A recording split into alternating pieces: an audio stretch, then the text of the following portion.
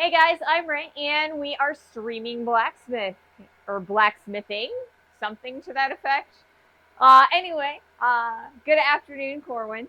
Welcome to the stream. I don't know why I have these on just yet. I've got the fan on because it's a little warm, but I don't think I need it right now. So today we are going to continue working on our axe drift. We've got a decent amount of work done on it, but we need to continue drawing this out, making it longer and thinner this direction. This direction is a little bit too thin, but if we work or when we start working on this direction, we're gonna widen this direction out a little bit. So we have finally gotten this guy skinny enough that we're going to be able to actually use the mailbox. So I've already hooked it up, and I'm going to get that thing started so we can start heating this guy up. How was you guys' weekend? I hope it went really, really well. I'm kind of a little bit on the tired side. Welcome in, Mahalo. Welcome to the stream. Give me just 1 second and I will start up this forge.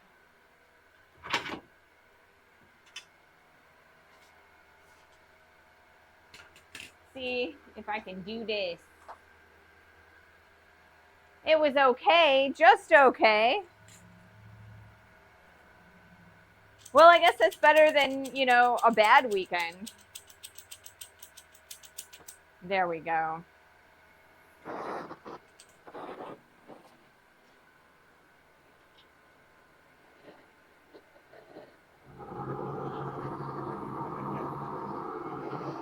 You know what?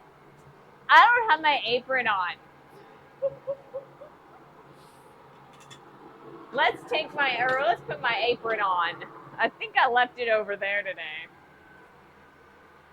I apologize if I brush the apron against my microphone.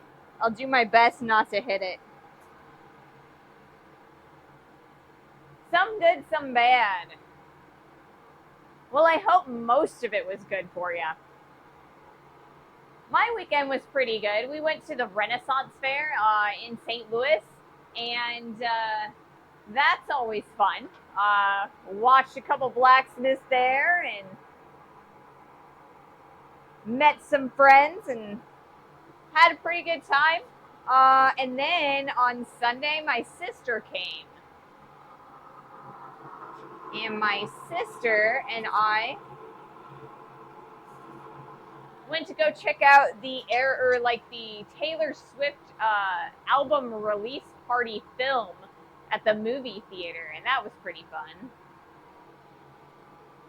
I think we are about to start an ad within the next 30 seconds or so. But yeah, we went to the Ren Fair. I was a little disappointed because we didn't really get to see the jousting or the sword fighting or anything, because by the time we got there, the stands were so full that there just wasn't enough room for us to sit down. And I at that point in the evening, or I guess in the day, I really needed to sit. So unfortunately, I wasn't able to do that, but we do have another set of tickets, so we will probably attend again sometime in the next month, and we'll see what we can do with that. See if there's anything fun going on.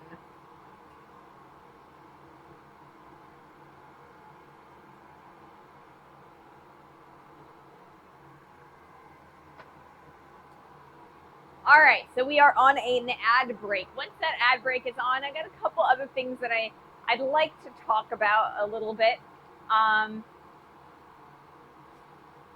just want to go over a couple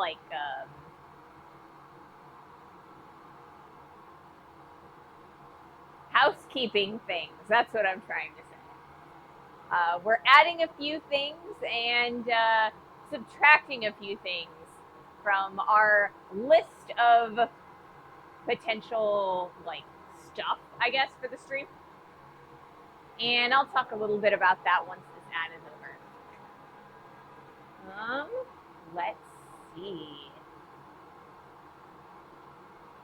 But yeah, overall, I had a pretty good weekend. I did still do a lot of like walking around and stuff. So like I said, I'm a little bit tired. So I spent most of the day sitting and editing and things like that. And so now I'm out here and I'm kind of trying to catch my breath a little bit. I always feel like I get an adrenaline spike streaming for you guys, and so it always makes me happy that I can. I always feel better after I've streamed, so I'm out here trying to feel a little bit better. Okay, the ad break is over.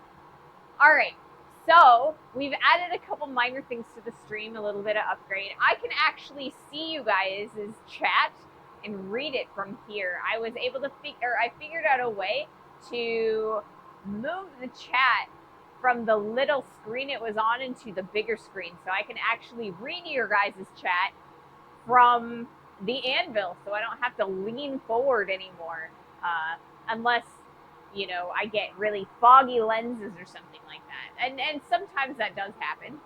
So that's really, really exciting. So we've added that. It's like a minor improvement for me personally, but you know, you guys don't really get to see it too much. Huge chat upgrade. Can you see me now? I can see you now, Corwin. I can. See, I just look over there and I can read all your chat. I don't have to, like, you know, anymore. So I've made it big, you know, because I'm blind as a bat sometimes. So the other thing that we are going to be adding, probably starting next week, is I now have the ability to do TikTok live streaming. So I'm going to add some TikTok streams. Those will be a third camera view, and it's kind of more of a behind the scenes camera. It's just going to be me and the anvil. We're not going to do any like close-ups or any camera changes or anything like that, because I can't really stream to Twitch at the same time, like really actively, because of the terms of service. So I'm just going to set up a separate stream at the same time, but it's more of like a behind the scenes thing. We're gonna see how well that works. I won't be able to answer chat because it's gonna be on my phone on a stand. It's gonna be a little bit too small for me to respond, but it'll be there. And you know, if you guys want to look at it, you know, some behind the scenes stuff of me like moving things around and stuff, we'll see how well that does. If it doesn't pan out, then we'll remove it, and if it does, then great. You know, it's just another thing to add. So we've talked about the two things that I'm adding to the stream. Now I have to talk about something that I can't do. We have had a change in plans. I'm not going to be able to get out to the Memphis Metals Museum next weekend. So it would have been not this weekend, but the weekend after. We had a change in plans and we are unable to make it to that event. I really wished that I could go. I really wanted to.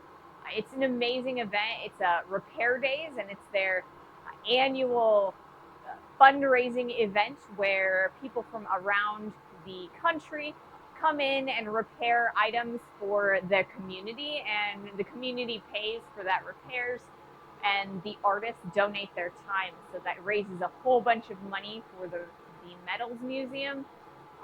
So because I can't do that, I'm going to try very, very hard this spring to get to their next major event, which is their spring event, and it's called Forging on the River, usually. I'm not sure if it's going to be on the river this year or not, because they have a new building. So it might be at the new building, I'm not sure. Anyway, that's a little bit more in line with what we do here anyway. That is a blacksmithing focused event, whereas Repair Days is more of a smattering of a little bit of everything. There's soft soldering, there's casting, there's blacksmithing, welding. any number of things, because they just take in all kinds of metal objects that need repairs. So we're going to be going to the little bit more focused event, and unfortunately unable to make it to repair days this year. But that's all right, because we just finished Quad State, and I've got a lot of material coming out to you guys over the next couple weeks and months. And the first video for Quad State should be coming out on Wednesday. I am almost finished with it. I have a few tweaks here and there that I want to do just to kind of zhuzh it and make it a little bit better. Anyway, yeah, so that's kind of where we are as far as the stream and in Ray's Smithy land. So, you know, hopefully we have some more fun. And instead of going to the Metals Museum that Friday, which would be a week from Friday, we will probably actually be doing the forge welding stream that we weren't able to do last Monday. That is the plan, at least. All right, let me make sure that the close-up camera is in focus.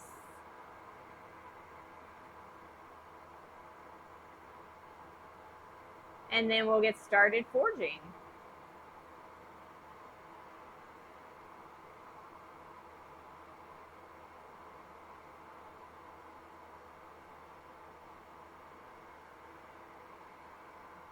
All right.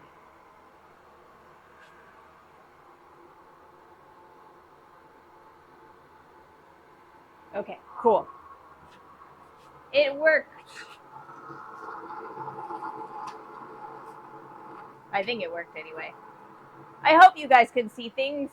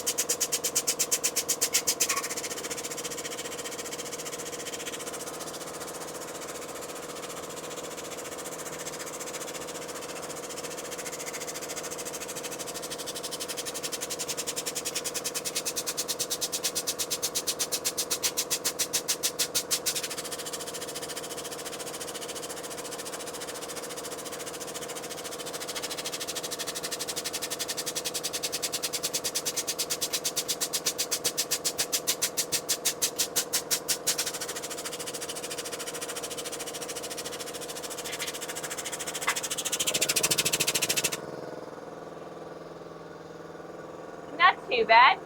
We've straightened it out a little bit too. So let's go back in the fire.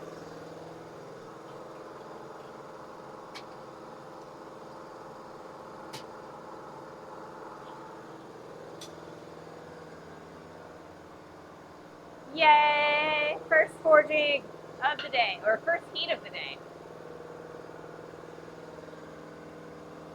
It's really weird because I kind of have my Twitch monitoring on my big monitor, and then chat, and then my activity feed.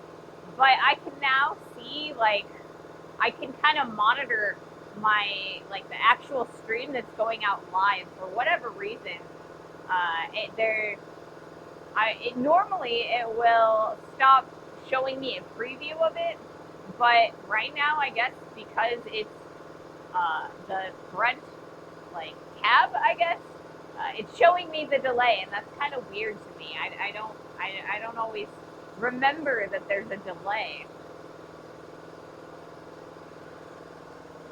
Mahalo, thank you so much for that subscription renewal. I didn't even know it was time for that yet. Thank you so much. Thank you for your continued support. You have been one of my most loyal supporters, so thank you so much for that. I greatly appreciate it.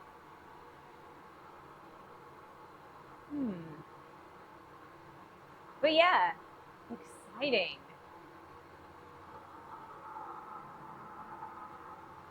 It's going to take us a little bit of time to heat up that steel again. Looks kind of dark outside. I think it might actually start to rain. I haven't really been paying attention to the weather today. But, you know, it's all good. So today, like I said, we are going to continue drawing out our axe head drift. We started out with a pretty fat piece of 4140, and we're going to kind of draw it out to shape, make it longer so that I've got enough material that I can hang on to it with my hand. Even if that hand has to have a welding glove on it, it's also going to allow us to open up the hole on an axe. So that's, you know, we're going to be able to use it to cut the hole, or I guess drift the hole open, as well as it will allow us to shape the hole once we have the hole open. So the difference between the difference between a hammer eye drift and an axe eye drift is that a hammer eye drift has an oval profile, whereas a axe drift has a teardrop shaped profile. And so right now we're just drawing this piece out to length. Once I'm happy with the length, we're going to kind of flatten it out. We've got a lot of like ripples in this piece. So once we get rid of all of those ripples, we're going to start working on creating that point in the profile. And to do that, we're going to use my swage block. That was a weird noise. Was that my phone? I hope it wasn't my phone. No? Okay. I don't know what it was. Weird dinging sound. Anyway, so yeah, we are going to start profiling the drift so that we've got a teardrop shape. So I really want the wide section to be a little bit wider than we actually want, so that when I hammer into the V groove on the swage block, we end up with the shape that we want. Because hammering straight down is going to kind of shrink the piece a little bit. So we want it a little bit wider so that in the end, it's the correct width.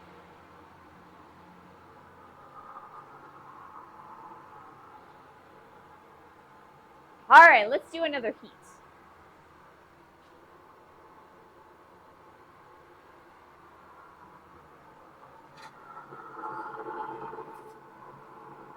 I'm super excited that we're getting to use the mailbox because I feel like it gets the piece a lot hotter a lot quicker.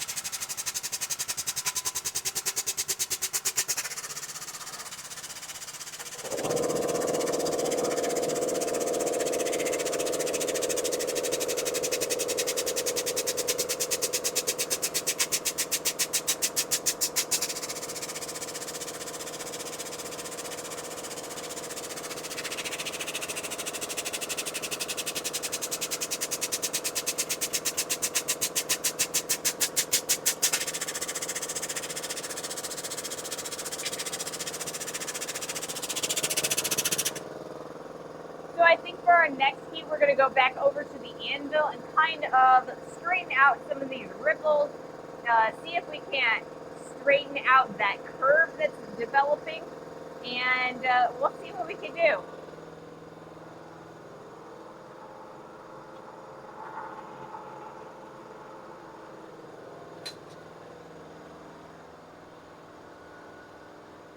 Spooky season, strange sounds everywhere, yes.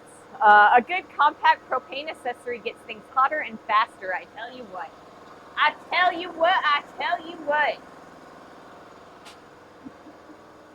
That is exactly how things are. High quality propane and propane accessories.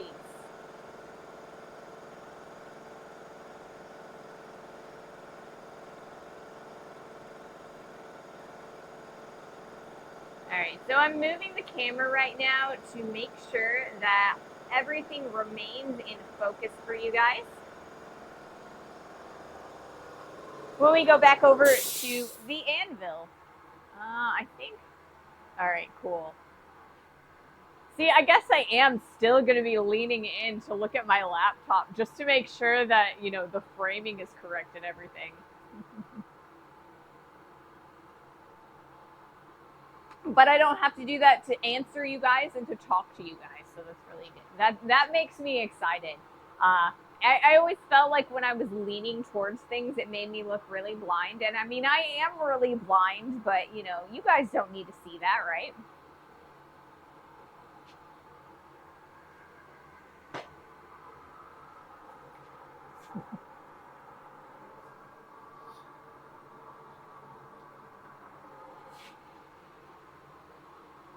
Oh, goodness. Like I said, I'm a little bit tired. We spent quite a bit of time walking around at the Ren Fair. I think, so the St. Louis Ren Fair used to be a lot more reenactment and a lot less shopping than it was this year in the past. I actually did do some demos at our local Ren Fair at one point, probably about 7 to 10 years ago, somewhere in there. I blacksmithed for the German Guild, and it was a lot of fun.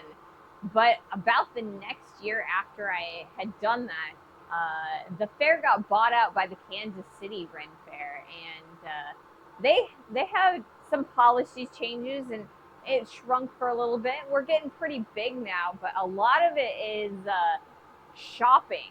You can buy just about anything that you want at the Ren Fair now, but there's just a lot fewer like demonstrations. There's a bunch of shows. They've got like a juggler and a whip person, like who does whips. They've got a few other like singing shows and performances, and like musicians. But they don't have a lot of like, you know, this is how you blacksmith. This is how you weave a rope or weave a basket, or, you know, that sort of thing. So there's a part of me that kind of, I like the Ren Fair. I love going, but there's a part of me that kind of misses the, you know, more handicraft demonstrations. Now your blindness is our little secret. Yes, right? So do they have an Imaginarium shop with little shoulder puppet dragons? So there were like little dragons that you could buy all over the place. I don't think that there were any of the like the puppet ones that have like the sticks and stuff, and you can kind of like make them move around or anything. But they had like a leather booth that specialized in making like little dragons, and then they had like some plastic dragons that you could play with, and there was definitely some stuffed dragons around. But I don't think they had any puppets, at least not ones that I saw.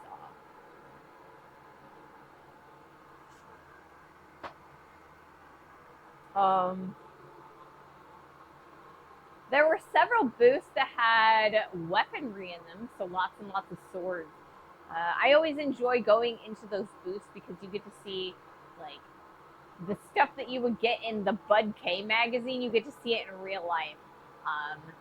There aren't nearly as many like hand forged weaponry, but you know, maybe there is, and I just didn't recognize it as hand forged. But they had a few pieces of Damascus steel weaponry in there, and that was really, really cool to see. I mean, even the mass manufactured Damascus steel is so pretty to look at. Franchise opportunity. I mean, yeah. We were talking while we were there about how if somebody made like just a stew and sold it in like wooden bowls and then just called it like the slop shop, that they could make a mint out of that. I think that's kind of pretty true. You know, you got yourself like you know, back in the day when they had like the infinity stews, you know, that's like the stew has been, it's the same stew for like years and years and years. They have them in like medieval bars and things like that. I think there's one in, I'm not sure if it's in like England, but it's like 100-year-old stew or something like that. How many weeks does the St. Louis Ren Fair run? I think it started in the last week, or maybe the last 2 weeks of September, and it goes through October. So I think it's 6 weeks. I'm not positive. So it's a pretty significant chunk of time. Um, and the butler actually ends up getting some tickets from work oftentimes. So this time we had enough for 2 trips. So we took some friends this last weekend, and we'll probably go again sometime within the next couple weeks because we have another set of tickets that we acquired. Sounds about right. Yeah, I think so too. It used to be a little bit shorter, I think, if I remember correctly, and they kind of expanded it a little bit. And then they also, like, they started this a few years ago, but they have themed weekends where you can go, and like one weekend it's like, you know, the pirate weekend, and one weekend it's like a gypsy weekend, and then they have like the cosplay weekend. So all of the different weekends are kind of they're themed. So that's really unusual, seeing some of the like the different themes, costumes walking people or walking around. I think this last weekend was Viking. It's like a mead tour. It's like a Viking mead tour. I think that's what they were doing this week, or this last weekend. So there were a bunch of people that were like wandering around the fair between mead halls, or I guess like stands, just singing, you know, oh, when the drunks come marching in, to the theme of when the saints go marching. All right, let's do another heat.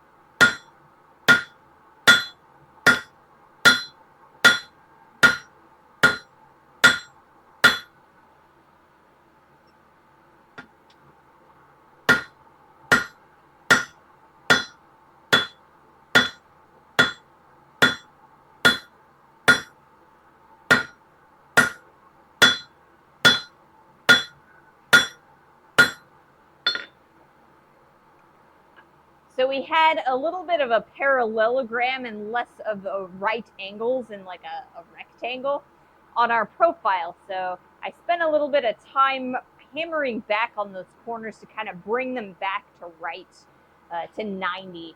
And so I think that worked pretty well.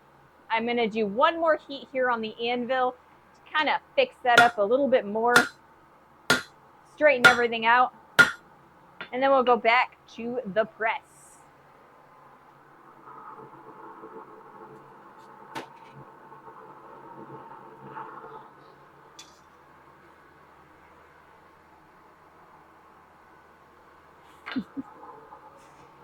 Yeah, I thought it was pretty funny. I was like, what is happening? Because there was like a huge procession of people, and they all had like these wooden mead mugs, and they were just sort of marching and, you know, singing. And I was like, what are they doing?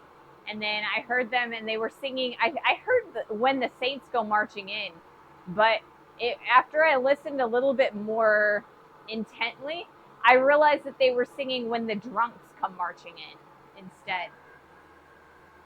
And I thought that was kind of clever, you know?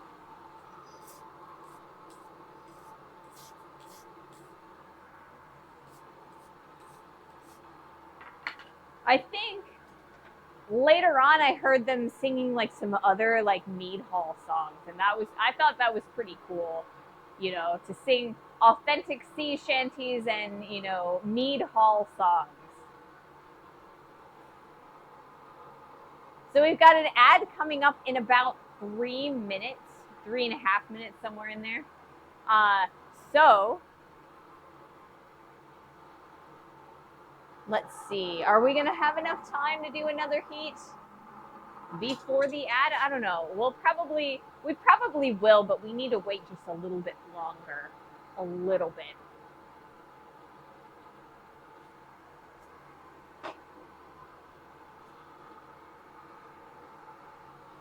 Let's see. What else has been going on? I think I went over most of the stuff. Like I said, I spent most of this morning editing the overview video for for our trip to Quad State, and so that was pretty fun. I started putting out, or I guess I made some shorts last week, and I scheduled them to come out all week. So we've got a few like miniature videos that are coming out in the form of shorts. Normally I just cut an in and an out, and I just turn that into a short to like kind of advertise the channel on the stream. But this week I decided to experiment and kind of cut in like an actual 1-minute video. So the first one is kind of like an overview of what people, or because I asked everybody, what does Quad State mean to you, while I was interviewing them all. And so I took all of their answers and I kind of put them together in a compilation video. And so that is the video that came out today. And then the next 3 videos that are coming out are kind of advertisements for some of the people that we talked to not last weekend, because yesterday weekend, but at Quad State. So there is kind of a video / advertisement for like T-Star Leather, one for Coal Ironworks, one for Christ-Centered Ironworks. So because they were so kind to talk to us during the stream and like even before that, so I decided to kind of give them like a little bit of an advertisement to kind of thank them for talking with us.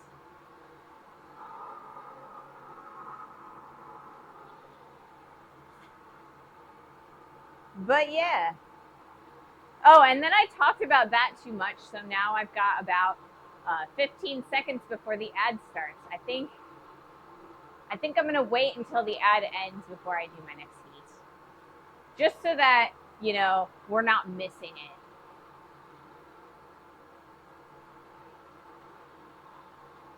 I know some of you guys get to see it anyway, but not everybody is able to, I think. So let's see, what else have we been up to? I've got a few other videos that I've been working on. I'm also working on the videos or I've started working on the videos for the grill set that we made. So I need to actually go and clean those up, because I haven't even run a wire wheel over them. And I think that it would be good if I was able to do that, so that we could, I could maybe do some grilling with them and show them off a bit.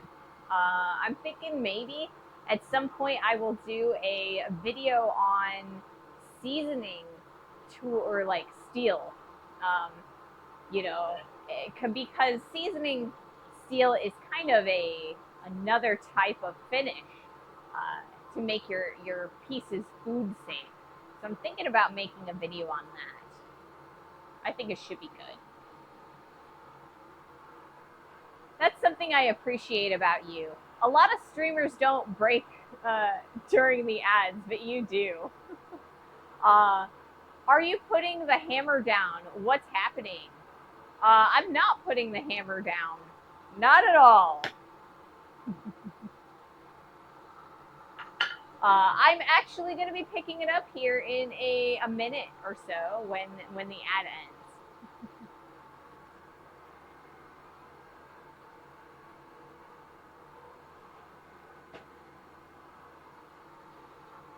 So once this ad is over, we will do our next heat. Kind of trying to think of something that might have made it, or, you know, if someone came in that I may have said that, you know, would imply that maybe I would put up the hammer, but I'm not doing that. I like forging too much. It's too much fun.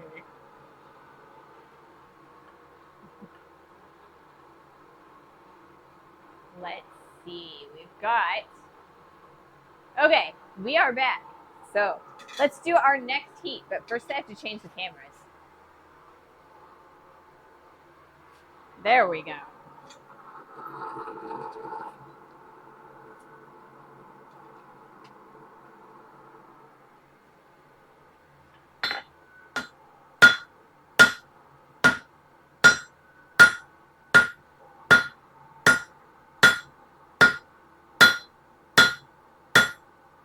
Ah! It is not my favorite when I drop things, you know?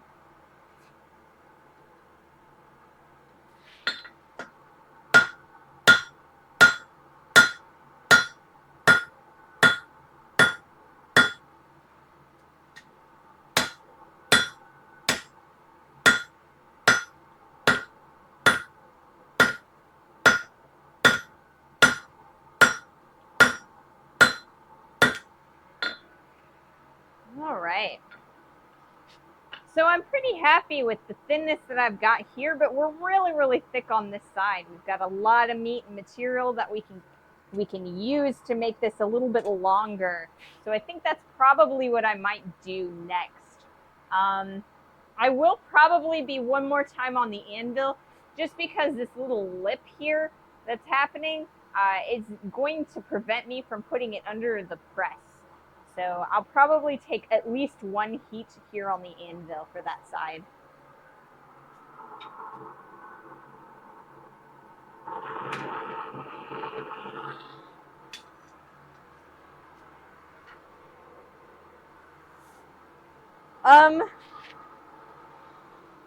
So yeah, we were just kind of talking about, you know, the stuff that I recorded for Quad State. And so, I mean, now that Quad State's over, while I'm editing the projects, we are back here in the shop. So I've got a lot of amazing and interesting projects, a lot of dream projects coming out, or I guess that I have planned and in store for you guys. A lot of them are tools, like just I have a dream list of tools that I would love to make. So, I mean, I'm going to start checking them off. You know, we've got the hammer that we checked off, and we're working on some drifts so that we can make some axes, and that'll be a dream project to check off. Like I said, a week from Friday, I'm planning on doing that forge welding stream so that we can have a couple pieces of steel and, you know, forge weld them together and maybe take another chance on that guy. I really want to fix it and kind of have a little bit of a redemption on it. So I'm pretty excited about that. It says, "Hi Ray, hope you're doing well. The drift is looking good. Hi chat." And that is in purple, and so I can't read it. Back to Dozer. Welcome to the stream. Thank you so much for joining us today.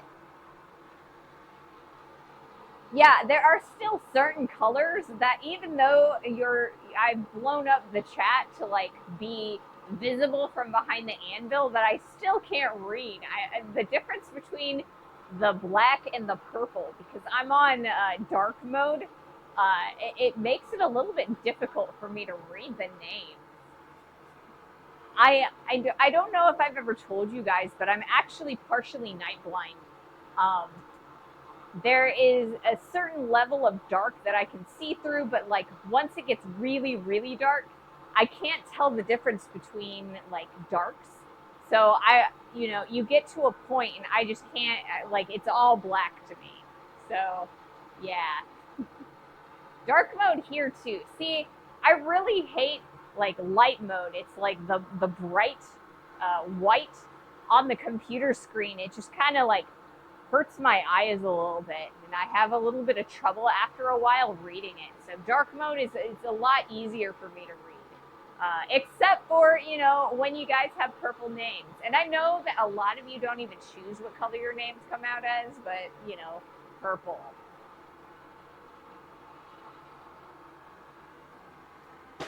I don't know why, but I can't always tell the difference between purple and the black very easily, anyway.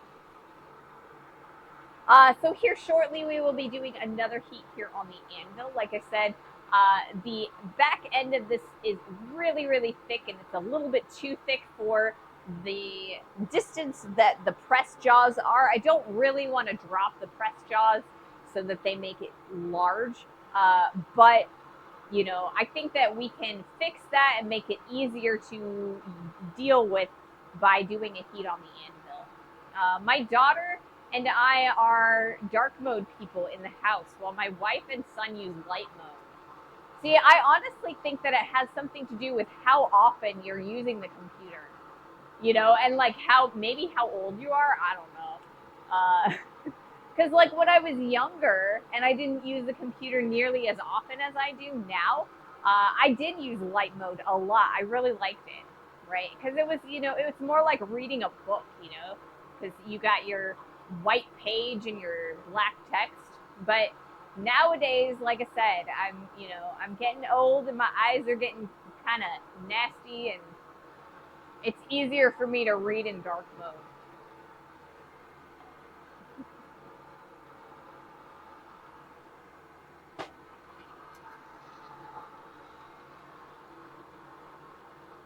There is one thing that I didn't realize back when I was younger is like when you're soldering or looking for long periods of time at flames, the brighter the flame, the harder it is on your eyes. And so when you're looking at a really bright flame, like when you're soldering or when you're melting metal, even if I was looking inside of the forge very frequently, I would use darkened safety glasses, and that's so that my eyes aren't. It's kind of like you get your steel or whatever or your flame almost as bright as like the sun. So it's kind of like over time it makes it more difficult to see over time. Yellow heat can be almost blinding. It definitely can. And so a lot of people when they're forging, like especially, you know, in coal or at high temperatures, will use darkened safety glasses.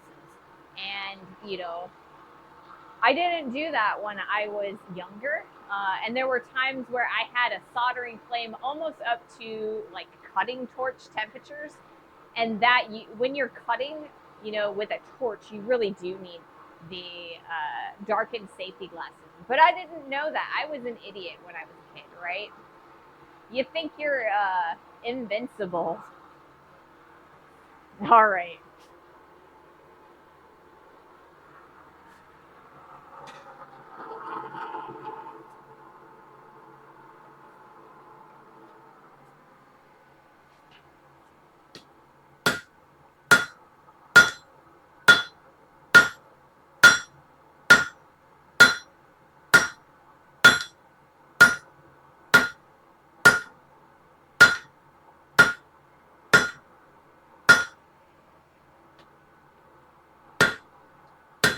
All right. So we've kind of taken care of that upper lip that was forming. So what I'm going to do now is I'm going to take this over to the press. And I'm going to see if it'll fit under there. It looks like it will for the most part. We might do one more heat over on the anvil just to give ourselves a tiny bit of extra leeway. I keep saying that I'm going to go back to the press, and I keep, you know, this is the fourth heat that I said that we're on the anvil.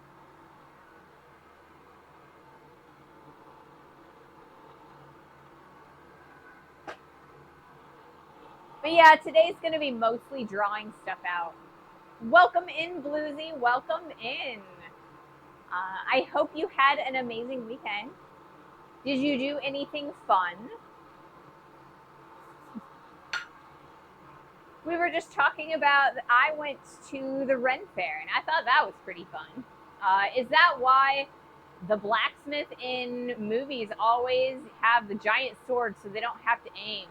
I assume it was because they had big muscles, but now maybe it's because they couldn't see. I mean, maybe. Back in the day, you know, before they had glasses, I mean, you know, some people, everything was blurry, and, you know, maybe they needed those big swords. I don't know. Better now or worse? I milked my goats. Is that like a weekly thing or a daily thing, or how does that work? I know here in the U, or like with cows, don't you milk those every day? At least that's what I was under the impression. Maybe I'm wrong. Twice a day. Oh, okay. See, I guess I did understand it a little bit. The color, easier to read. Oh, yes, that is a lot better to read. Thank you so much.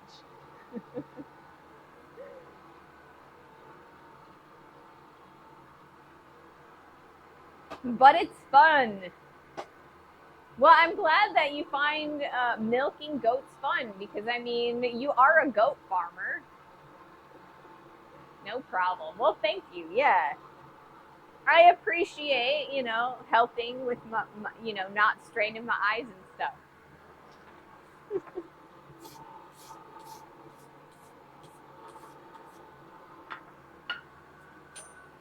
Man, I was playing World of Warcraft a while ago, and I went into a dungeon, and they had, like, it was the whole point of the dungeon is that the dungeon is dark, and so you're wandering around with like a torch, and you kind of have to make sure that you keep the torch lit, and the only, like, the little area around you is lit, and there's just so much stuff all over the ground that you kind of have to avoid so you don't die to it.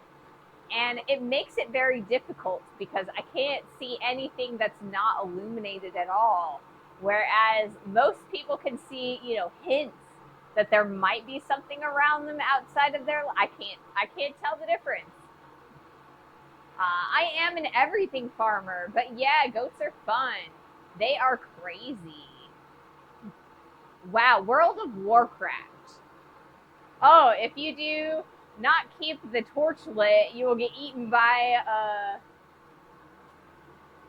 brew. Something like that, like a mob or something, you know, like, I think for this particular one, you were going to be eaten by a kobold if you didn't keep the torch lit.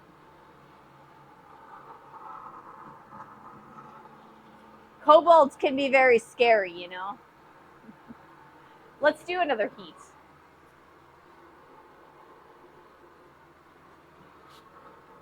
As I knock into the anvil.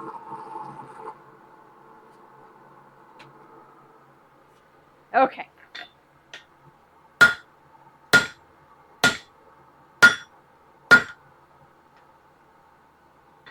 Okay.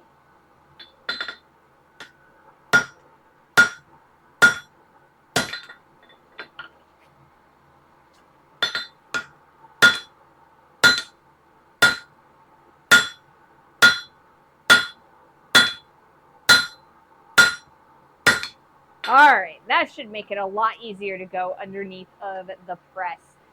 So we're going to go back over to the press again, and we're going to squish that down because we've got a decent amount of thickness up here, but I want to make some length out of this meat right there.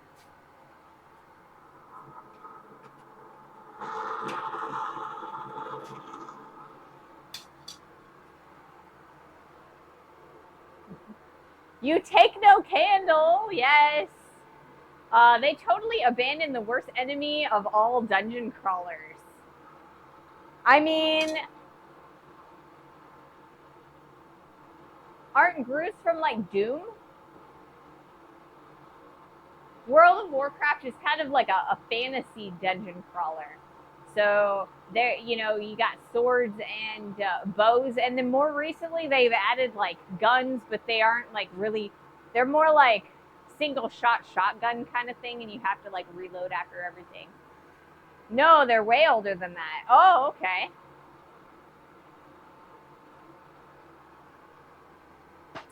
Then I must be mistaken.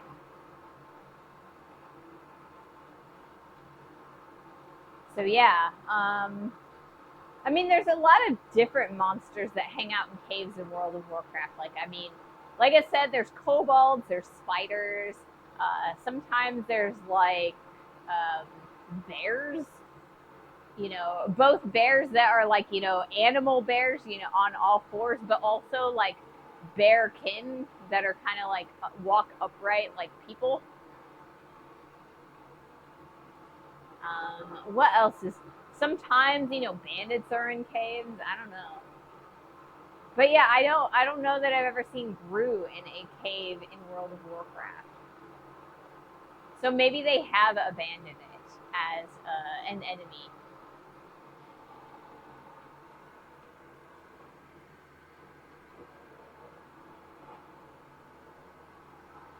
It was from Zork.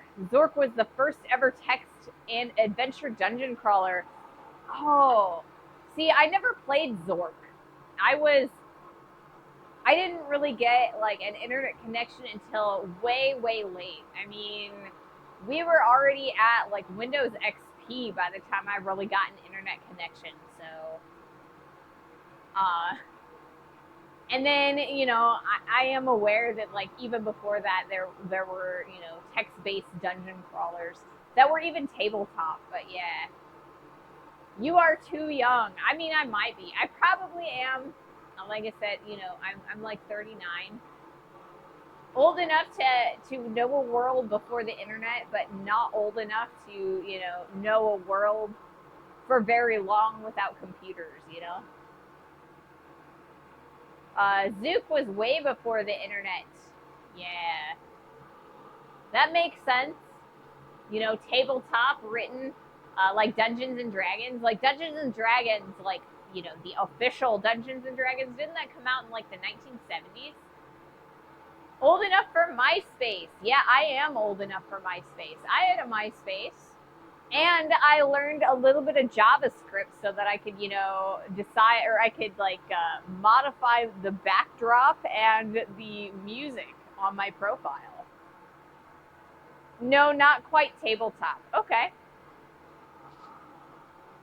You'll have to explain it a little bit to me. I am all about RPGs. I love RPGs. I do actually have a Dungeons and Dragons table that I do on a weekly basis. We are currently on a hiatus, but we should be starting back up in the next week or two. So I'm super excited for it. Blue Stacy, thank you so much for that follow. I think I read that correctly. Glacy, where did I get Stacy from? Sorry about that. Blue Glacy, welcome to the stream. Welcome to the community. It was in the time of DOS 3.0. Ooh, DOS. See, my mom actually used to use a DOS-based computer, and you know, you get the DOS prompt, and you had to like type in everything. So I was a little bit too young to use the computer back then, but she used it, and I do remember it vaguely. I got off my butt and made a letter opener for an upcoming Iron in the Hat. Awesome, awesome, awesome. If you're comfortable, you should totally take a picture of it and post it on the Discord. The Discord is linked, I believe, on the channel page, and I love seeing all of you guys' work. It doesn't even have to be blacksmithing, just anything that you've crafted. I love seeing that.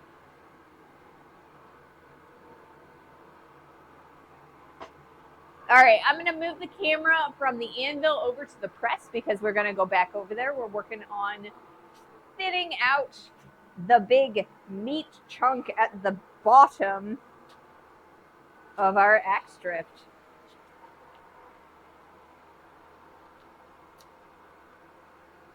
Let's make this really, really high up so that maybe it's a different view than the previous one that we had. There we go. That's going to be good.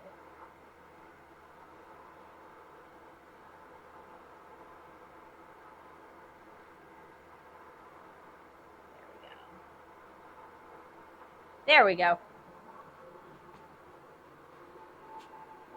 I'm as old as Zork. So basically not even DOS. Goodness. Goodness gracious.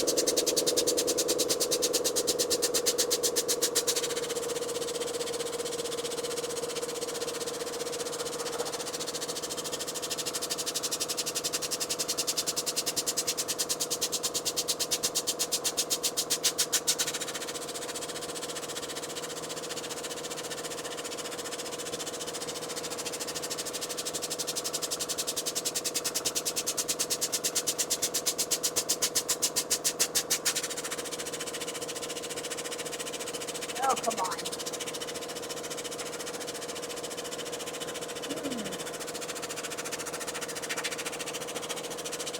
I guess this section right here is a little bit, this section right here is just a little bit too fat. It's not wanting to go under the press. So I will take a little bit of time and see if I can't flatten it out a little.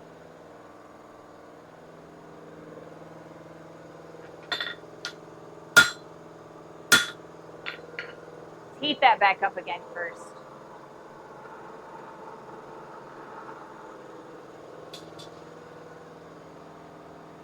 It's a true text adventure.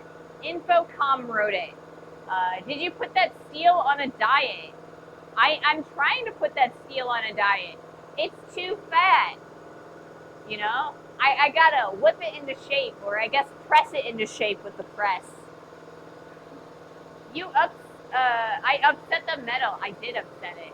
I made it very angry, and now it won't go into the press.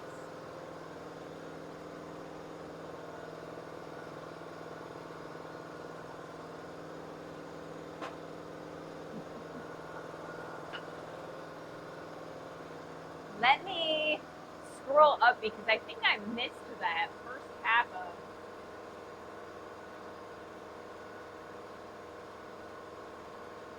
The first Zork was written in 1981 or released in 1981. Yeah,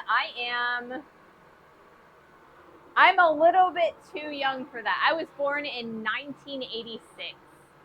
So that, you know, it was 5 years before I would be born when Zork came out. So yeah. Make it run laps. I will make it run laps over the anvil. We're gonna squish it into shape. We are also increasing the length as we do this, and that's exactly what we want. Like I said, I want to be able to like hang on to it, at least with a gloved hand while we are working on our axe.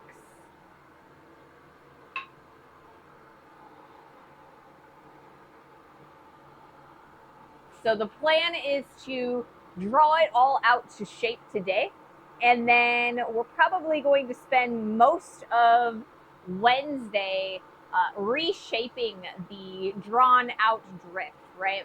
So we want to get that tear-shaped profile on our drift, and we'll probably spend most of Wednesday doing that. We might need a little bit more drawing out, but I think we'll be all right. I think that we can just focus on shaping it and kind of cleaning up.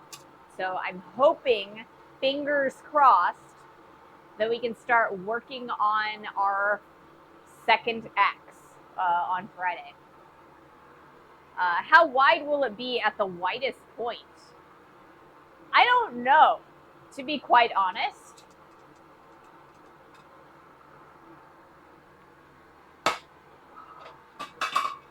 Dang it. I've done it again. At least this time it wasn't where my mouse sits that hit the floor. I do need to fill this up again.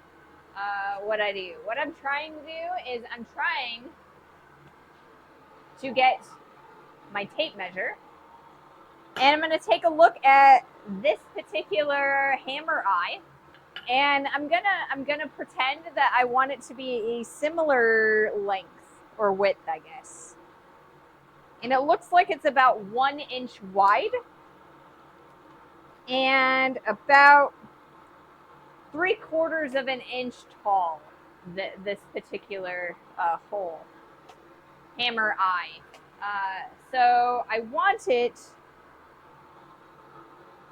to probably be about an inch, inch and a half in the end with that teardrop shape. But I need to make the whole thing wider than that so that when we shape it on under the swage block, we can compress that material and get the length that we want. So you weren't even a glint in your daddy's eye. I was not. How wide? Oh, okay, I already did that. About that wide, yeah. A vague, non-committal width, I think. But I feel like that's me a lot of the time. I do a lot of my work by the seat of my pants with like estimates and eyeballing things. I probably should actually measure things and, you know, make things a proper size, but, you know, that would just be too smart, right? All right, we've got an ad coming up in about a minute. I am going to pull this out. We're going to see if we can't thin it out a little bit in that thick spot. I like to be as specific as vagueness will allow. You know, yay wide and a bit longer. Exactly. Yay, nay, hereabouts, that sort of thing.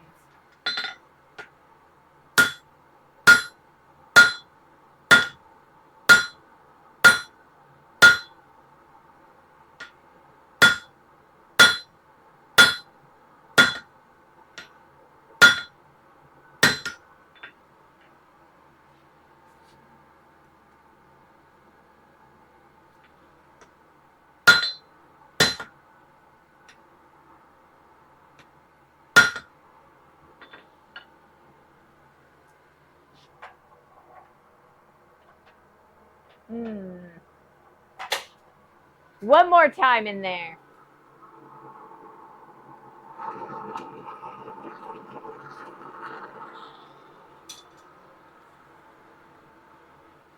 All right, so we should be starting an ad here any moment now. So that gives us plenty of time to heat our steel. Hey, those are mechanical measurements. A yay and a tad, every mechanic knows what they are. I mean, I know what they are. I don't know that they have a specific and technical measurement attached to them. We're going to grab some more water while this ad plays. Water, water everywhere. Some of it's even to drink.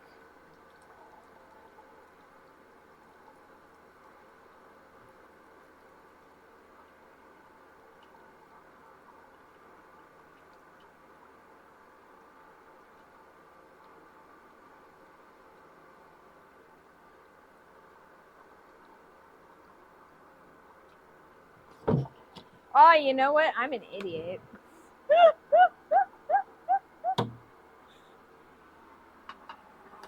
So I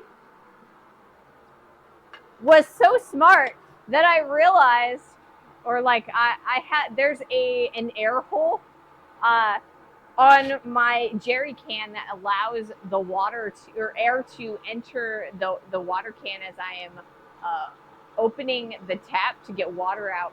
And I closed it when we went to quad state so that it wouldn't leak all over the van when we moved it. And I forgot to open it again. That's why my jerry can has not been working very well. I mean, they are, but that's not why they are yay and a tad. And if you need a torque measurement, a tittle, interesting. A metric yay is bigger than an imperial yay, is it?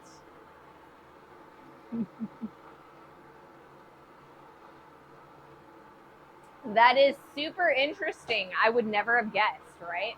Because usually, like well, not even usually, because like a meter is like 3 feet, and a centimeter is smaller than an inch, though.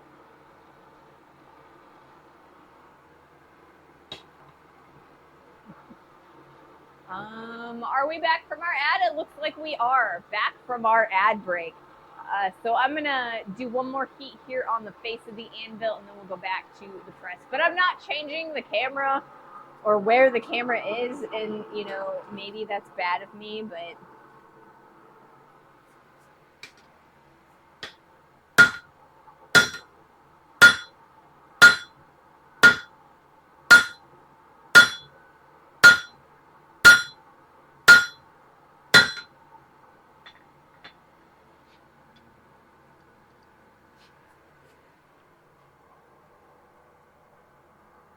all right, it's gonna go all the way through. That's exciting. That's exactly what I wanted to see. So we'll put this back in here.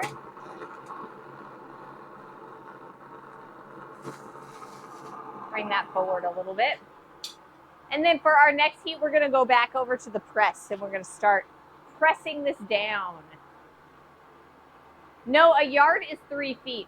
A meter is 3.33-ish feet. Yeah. Okay, yeah, you're right. I guess the reason that I always say that a meter is 3 feet or a yard is because they're meter sticks or yard sticks, you know? Hi, how's everyone doing with these, Hi, how's everyone doing? The closest I've ever gotten to doing this is forging swords in Kingdom Come Deliverance 2. Welcome to the stream. Let me read your name. The Mountain 101. Welcome to the community, and you know, thanks for coming and watching. I'm Ray. I'm a blacksmith. I stream Monday, Wednesday, Fridays at 2:30 Eastern, Eastern United States time. And yeah, I don't really do swords necessarily. I have done swords in the past. I've also done armor in the past. Right now we're working on a axe drift. So it is a tool that makes it possible to cut the hole for a handle on an axe. So this is, you know, a forging hammer, and it's got an oval handle hole. Well, the difference between a hammer hole and an axe hole is the hammer hole is an oval shape and the axe hole is a teardrop shape. So once we're done lengthening out this piece of steel, we're going to turn it into a teardrop profile so that we can cut in the hole on a lovely axe. And then I think Friday, maybe Monday, we're going to start making said axe. I imagine a axe hole is also thinner. It is. It's much thinner, or it's, well, maybe not much thinner, but it's usually thinner than this guy. She likes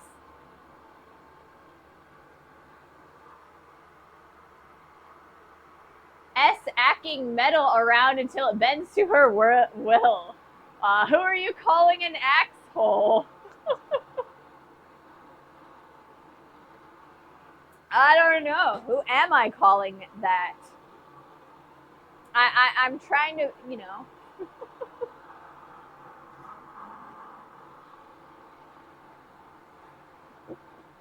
Smacking. Okay. That makes more sense. I do smack around metal until it's the shape that I want it.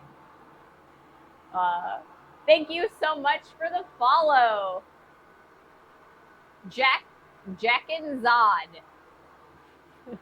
Welcome to the community. Welcome to the stream. That would be me. I tend to be the funny guy. See, I feel like the entire community is pretty funny. We have an entire channel in our Discord dedicated to dad jokes.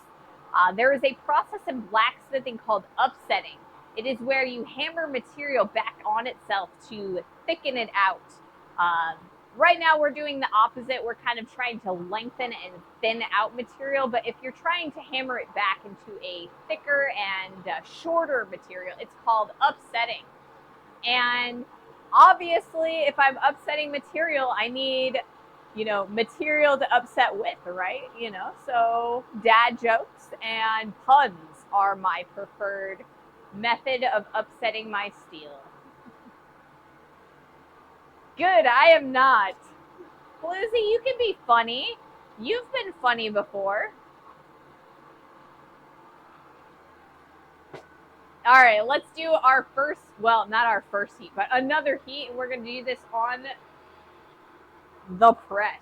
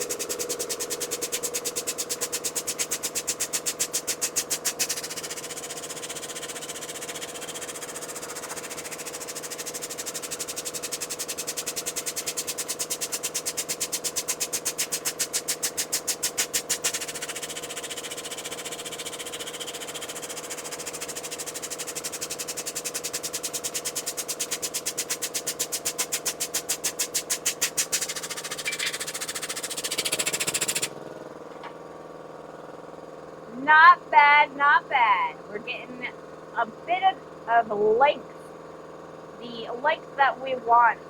I want to get it a little bit longer and a little bit thinner on that side. I really want the thickness to kind of taper off so that it's more even. Right now it's a little bit thick right here. So if we started to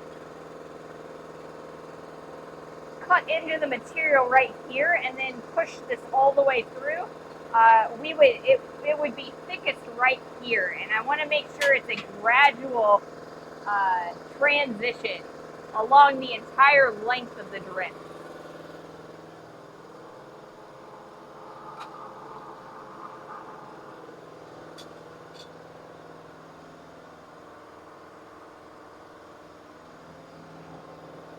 I have a very dark sense of humor, though.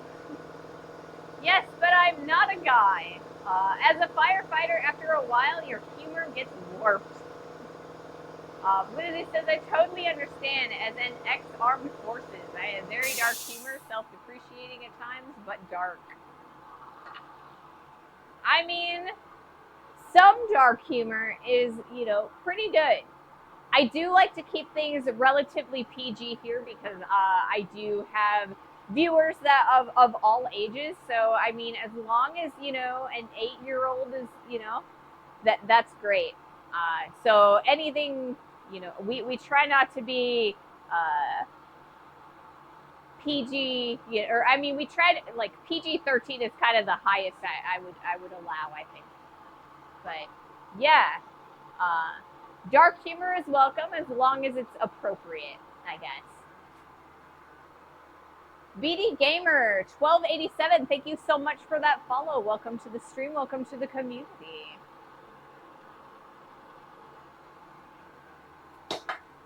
So like I said, we are working on, or well, we try. We do try to be relatively appropriate.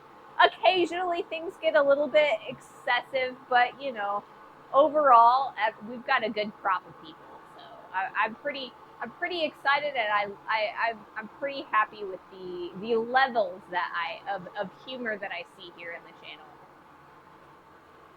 I am very trying. I know. Not all the time, you've got some really good insights, and I am so happy that you are within the community. But yeah, we've got an amazing community here. Very kind, very funny, and very smart people. And I love that. I'm the grown up. The grown. The grown up. I work with so many people, it's a wonder my patience still exists. You know, I was a little bit like that until I got out of customer service, right? I used to be in retail, and, you know, the customers are always very trying, you know, people and their desires. It's kind of, you have to be able to gently direct them to what they need without giving completely into disgruntledness, I feel like. I'm a farmer. What do you want? They call it farm smarts for a reason. I mean, yeah, you're very intelligent.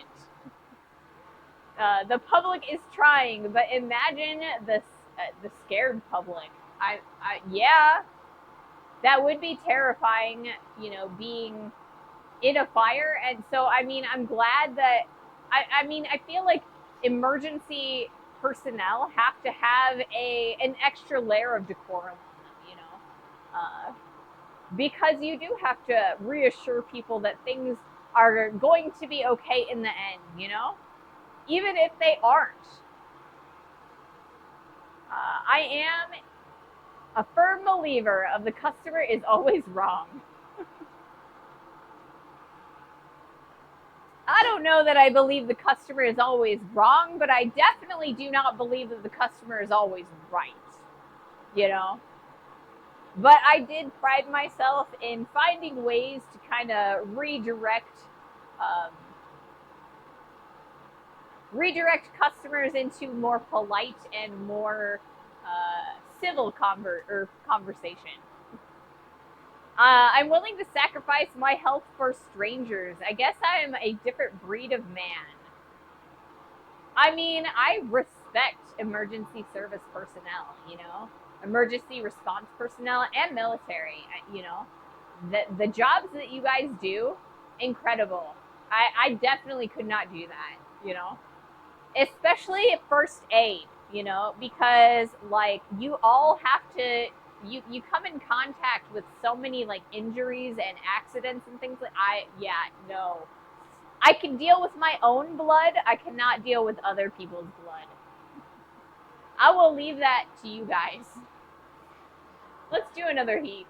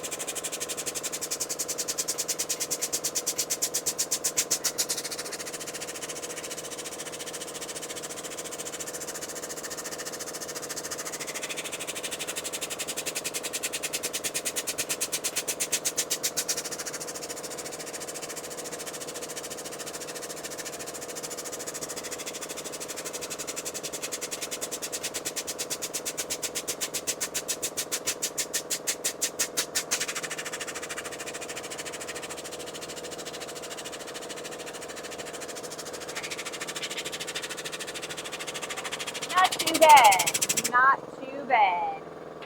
Getting lots of length. I'm pretty happy with that. We're going to flip this guy around and we're going to keep on working on where we're going to drop it. That works too. We're going to keep on working on that nose area right here. This is where the steel is going to come into initial contact with the hole. And I want to make sure that it's thinner and it's more of a gradual push.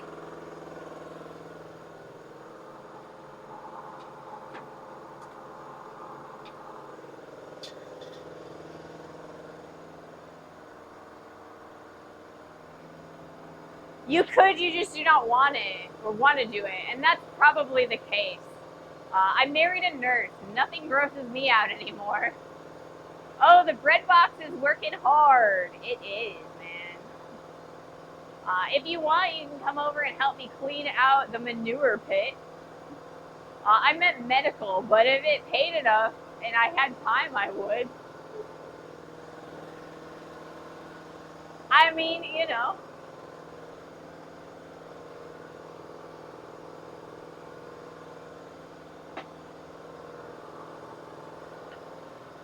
I feel like mucking out a barn or an animal pen, for me at least, is a little bit easier to do than dealing with bleeding people.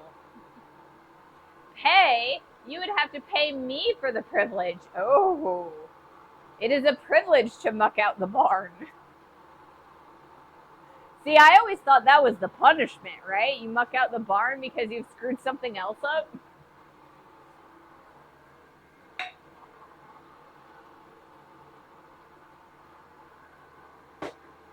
Or, you know, that's where you send your apprentices, the people who are learning how to farm. You send them to do the simplistic stuff first before, or while you're teaching them the, you know, initial stuff for the like the more complex stuff.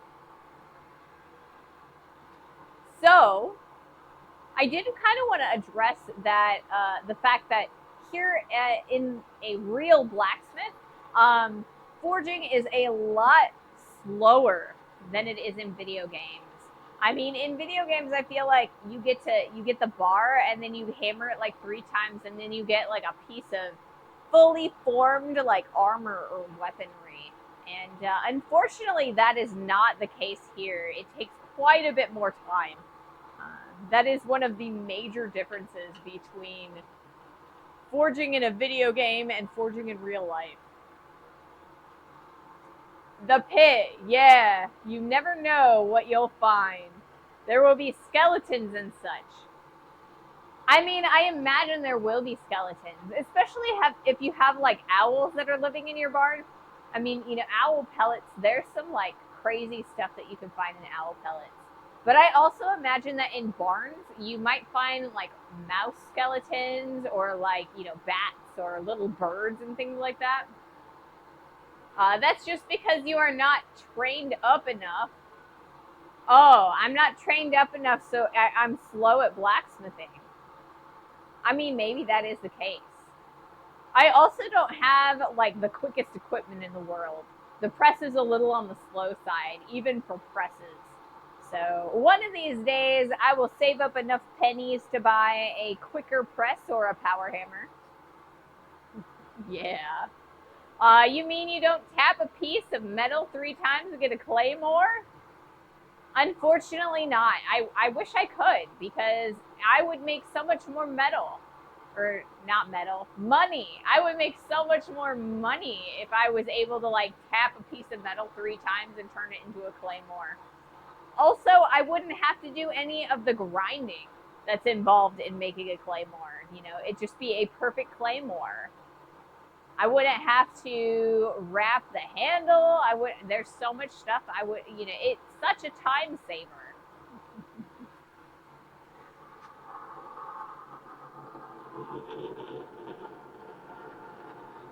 What's going on with the...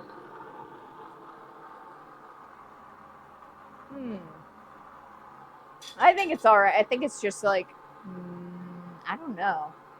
I'm not sure why the mailbox is flaring like that.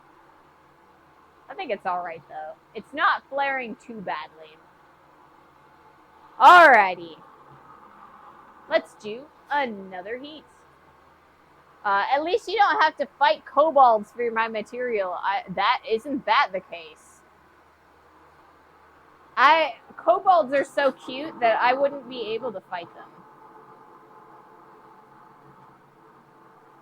I would not be able to fight my kobolds.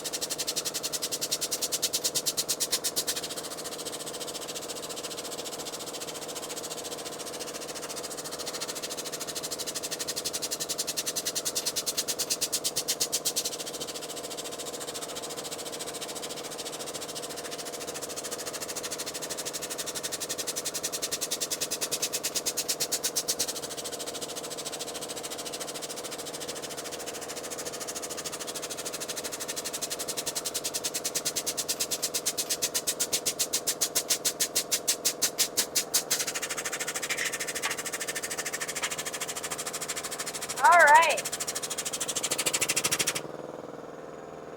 It's going pretty good. A little bit thinner this direction, a lot thinner on this side, this direction.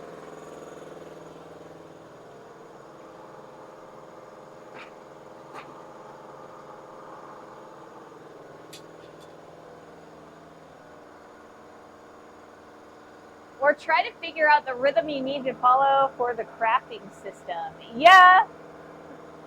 This may be a dumb question, but is your press essentially just a bottle jack and a frame? Yes, yes, it is.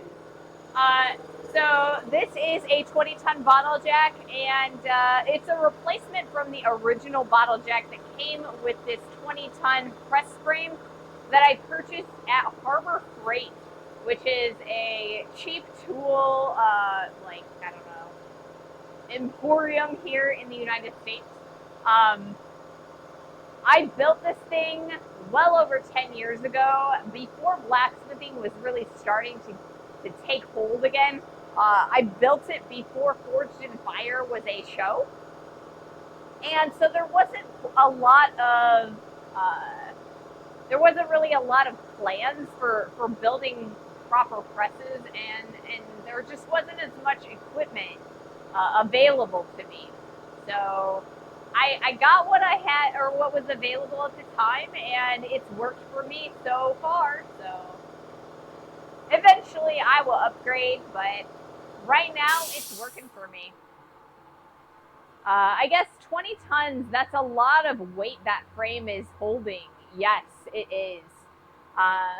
Dope. Sounds like I have a project for the winter then. I also have a spare Harbor Freight bottle jack kicking around, getting no use. Now, I will say that I'm a professional, and I recommend that you hang out with a real blacksmith, or like a blacksmithing group, for a while before you start blacksmithing, and that way you learn how not to like hurt yourself. You can find a blacksmith by going to the Abano website, which is abana.com, or I guess .org. It's at .org. They are the Artist Blacksmiths of North America, and they have a affiliate finder where you can put in your mailing code, like zip code, I guess, and you can find a affiliate or a blacksmith near you. And it's not just in North America, U.S. and Canada. They also have blacksmiths on there from Europe, from Australia, Britain. That is my best advice to you, is find a blacksmith and learn from them. I wish I had done that myself. I would have learned so much faster, and I would be so much better at blacksmithing if I had done that. Is smithing harder in the winter? I feel like smithing is harder in the summer because the temperature in the shop, you know, it's outdoor temperature, but you also get the extra heat from the forge itself. I really hate cold, and I'm shivering. When I'm shivering, I just find it harder to I do find it hard to hammer. Usually, it doesn't pull too much of the heat out of the steel. You can forge in the wintertime, and most people do. I just don't like to. Also, no molten metal for me. Oh wait, hang on. I missed a thing. Let me dismiss this incoming ad break. Or the fire department comes to put your house out. Yes. It is so much easier to learn how to blacksmith from blacksmiths. And they'll tell you how not to blow up your forge, like your first forge. They'll teach you how to avoid burning yourself. Things like that, you know. Oh yeah, it's got to be hot in the summer. It definitely is. It definitely is. Big Gear Energy, thank you so much for that follow. Welcome to the community. Welcome to the stream. I thought that winter was harder because temperatures in certain parts of the world. See, I live in outside of St. Louis, within an hour of the city of St. Louis. So, but I live on the Illinois area. Anyway, we get pretty darn cold in this area. But last winter, I actually was out here and we were forging just like we are today. I usually keep a couple of space heaters in the shop because I don't have heating and cooling in here. I know that there is a heater over there, but it doesn't function.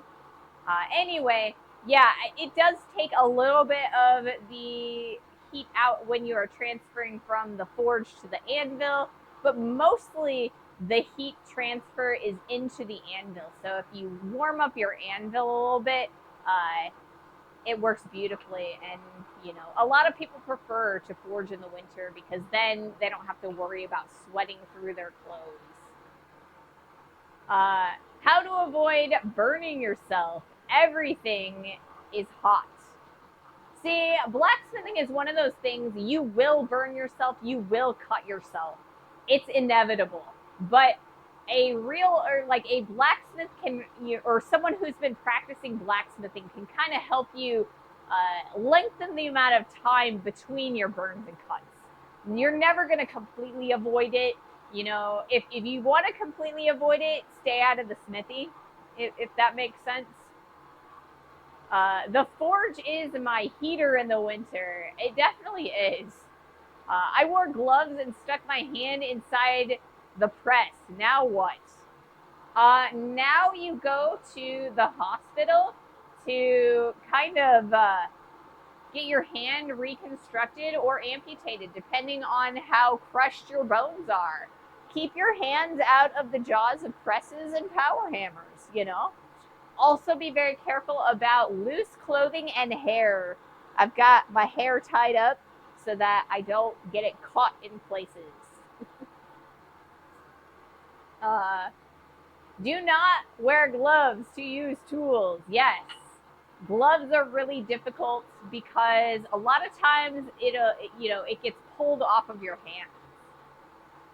I have an ad break that is currently going on. It'll end in about a minute and a half. So I will not do my next heat until that ad is over. Can type fingers snow one finger or one big finger? Yes.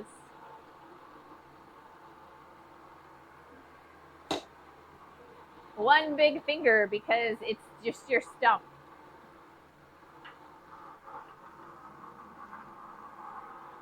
All right. Let me move the camera so it's like a different perspective and I'm able to like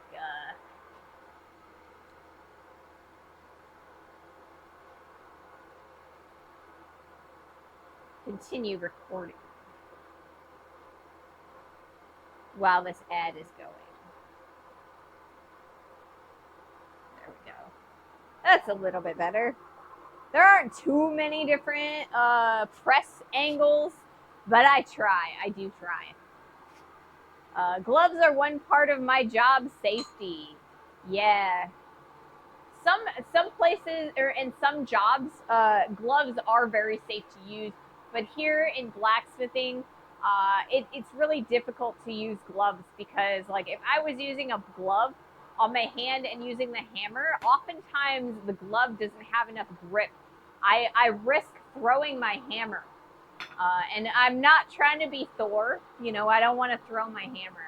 I want to keep that hammer in my hand. I need a good grip. So gloves kind of, they don't work so hot for that. Also, rotary tools. If you get your glove caught in the rotary tool, if it's caught on your hand, it can send your entire hand through, and that is not pleasant. The Mountain 101, thank you so much for that follow. Welcome to the stream. Welcome to the community. But yeah, I am all about answering questions, so keep them coming. You've got some really good questions for me today. All right, let's do another heat.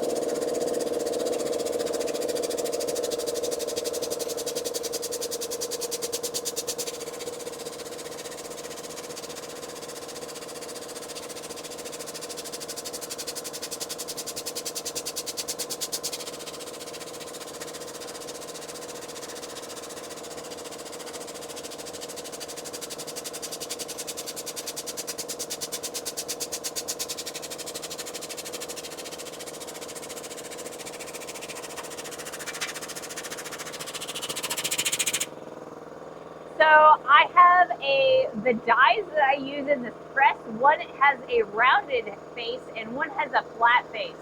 So when I use the rounded dies like I am today, I kind of get like a crinkle cut French fry profile. So I need to kind of make sure that I am pressing on the high spots to kind of even out the profile, make it nice and flat. So that's what I've been trying to do a little bit here.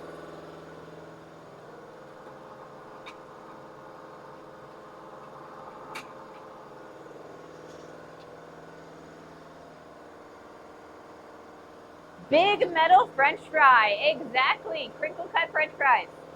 That's what it looks like to me. You know, I am a farmer. I work around tractors. I know if I want to lose my hand or arm, I should use gloves. Yeah, that's definitely the case sometimes. Like I said, rotary tools. Try not to use gloves with them because they will suck your hand into the rotary tool.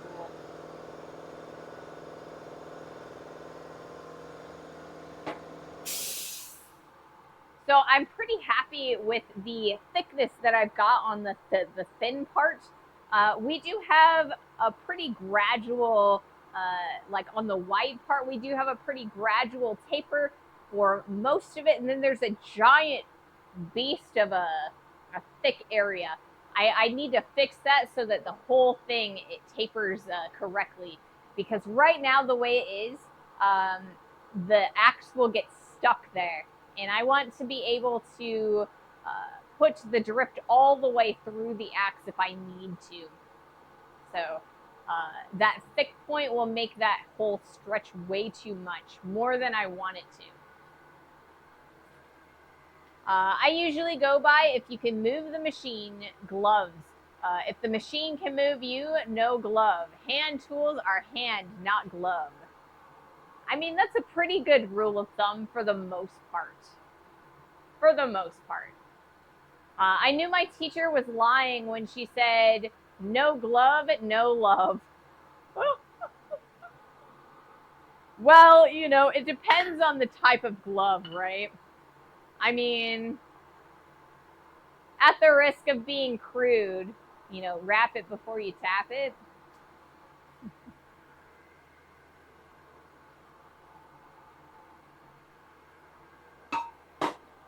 I have Taylor Swift stuck in my head. She came out with a new album on Friday, and the song Elizabeth Taylor is stuck in my head. I'm a big Taylor Swift fan. I'll try not to talk too much about it. I know that's what you guys, or that's not why you guys come here. Yeah, because tapping holes in metal is dangerous work. You should wrap it first. Wrap it in love and heat. Lots and lots of heat before you hammer it. Heat is love when it comes to blacksmithing. All right, what time is it? We've got about 45 minutes left in our stream. So I think we should probably get the taper completed. We will be shaping the profile and turning it into that teardrop shape starting on Wednesday. And that should be our last stream before we finish the tool. We should be able to start working on the axe on Friday. I will try very hard to get all of the grinding and dressing done so that we can get a move on making that axe. Back, my internet took a dump on me. Well, that's not fun. Gotta keep good internet connection. Makes sense. So that's why they call it being in heat. It's just love. Something like that. All right. I'm going to try and change the topic before we start getting a little bit too R-rated.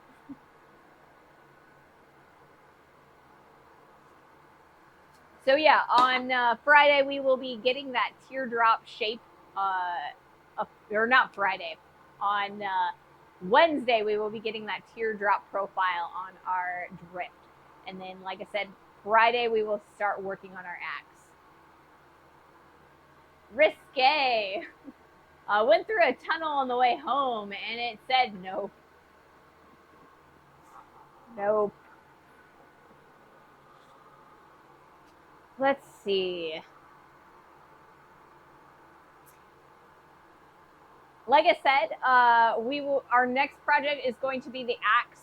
However, a week from Friday, we will probably be taking a break on this axe and we will be working on some forge welding.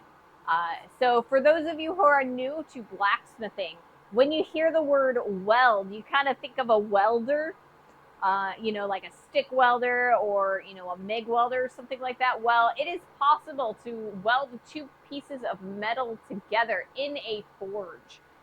So I will be practicing forge welding a week from Friday here in the street or on the stream. I use a coal forge as opposed to a gas forge. Normally I use a gas forge for all of my streaming needs because the air to gas to flame mixture does not allow our steel to tip over the melting point. So it can get higher than the melting point of the steel, but it will never liquefy in a gas forge. That makes it easier for me to like just talk to you guys and interact with the stream. But in a coal forge, that's not a benefit of it. You can burn and or melt your steel in a coal forge. So I will be using a coal forge. It takes a little bit of extra tending, but it makes it easier for forge welding for the process. So I will be starting with some simple forge welds, trying to kind of get comfortable with the process. I screwed up the last time I forge weld in it, and I really want to get some practice in so I can nail my next attempt. I'll be moving down south in a few months.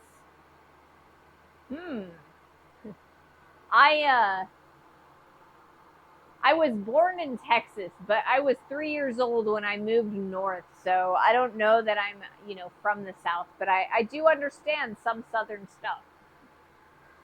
The underwater kind of welding looks terrifying. I think so too. You kind of, the lifespan of an underwater welder, not necessarily the person, but the length of time that people do that job is really, really short. Most people don't do it for longer than 5 to 10 years. It's just, it's kind of a crazy job, I just got an axe last week, and I'm really excited to sharpen it and refinish the handle. Yes. Most handles on axes that you buy have a varnish on them, and I find that the varnish on handles on hammers and axes actually end up promoting blisters. So, you get blisters when you work. I feel like the varnish that handles off, or that often is sealing a handle, it promotes blisters. Isn't steel also very hard to cut through?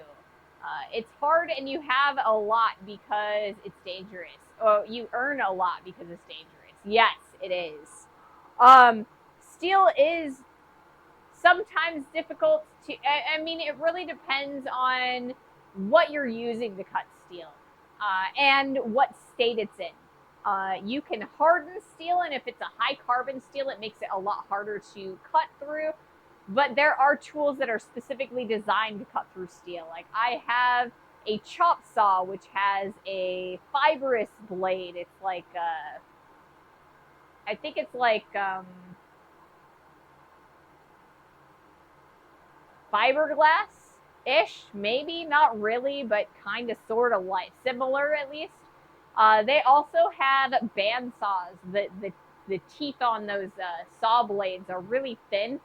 And while it does heat it up pretty well, you can cut steel pretty easily with those as well.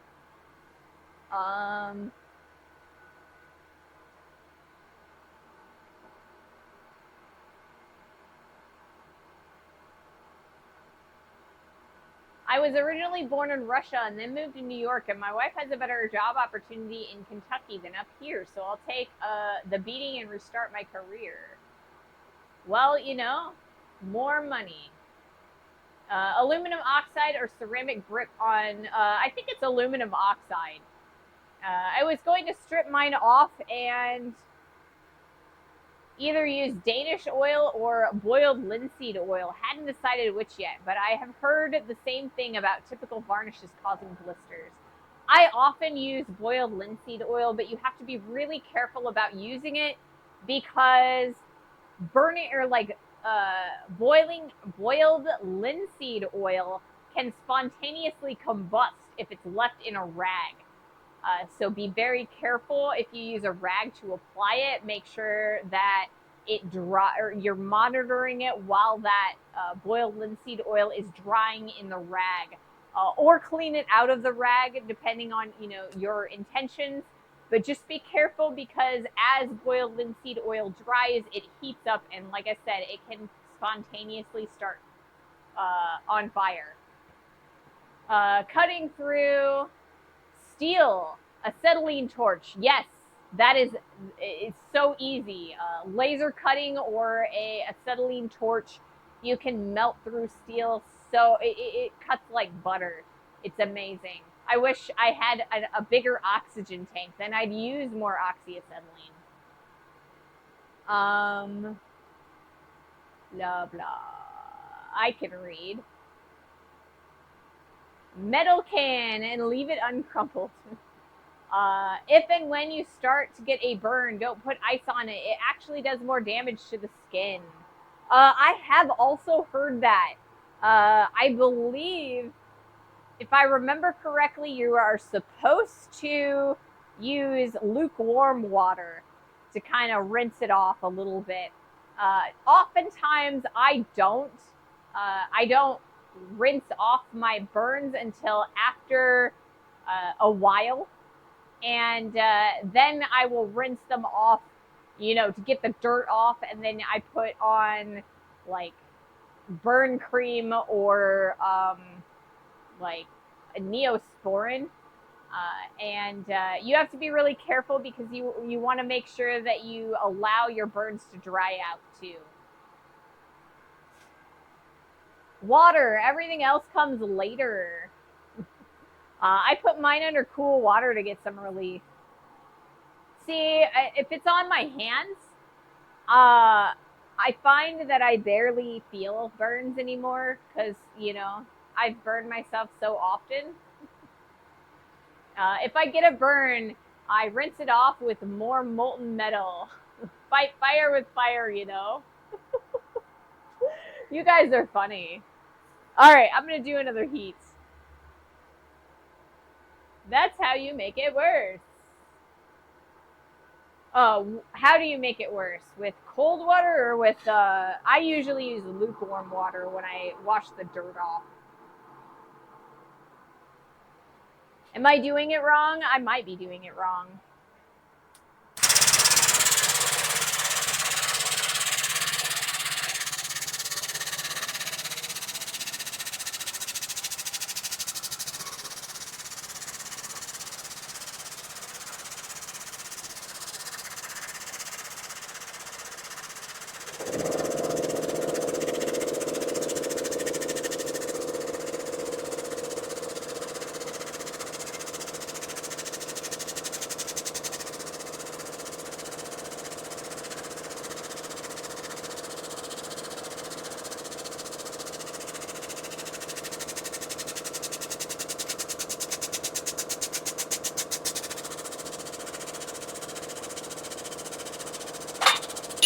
Let's see.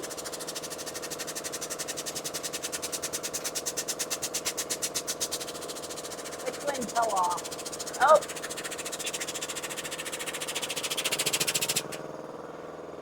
That's always fun. Okay. I already turned that one off. I'm going to put this in the fire and we're going to go to the anvil for our next heat. I'm going to have to do another quick fix on my press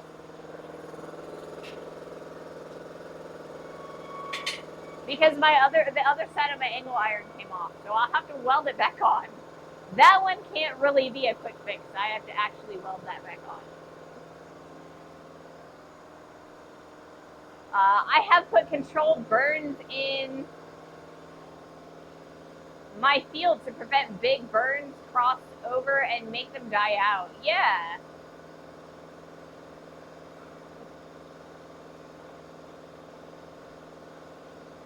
We do that too, but as the city fire, it's rare. Japanese building technique called shushigiban. Usigi pre-chars the wood before building because it's more resistant to fire. It is. Yeah, it definitely is when you char things. Oftentimes, when you're making a handle, like a blacksmith, when they're, dressing the handle, they'll actually burn the handle to kind of get rid of all of the splinters and to kind of keep it nice. And before they use like linseed oil on it. Well, there goes job security. Well, it's often the easiest way to kill big burns in the fields. I mean, it can be. If there's nothing for the fire to consume, then, the fire has to go out. I was going to say something. What was I going to say? I don't even remember.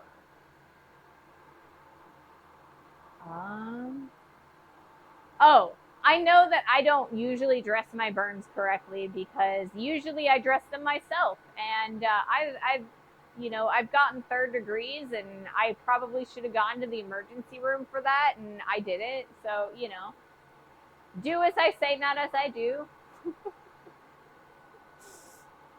You probably want to get the proper, you know, a proper doctor or nurse to look at, you know, some of the bigger burns and cuts that you get. I'm gonna take the camera and move it over here.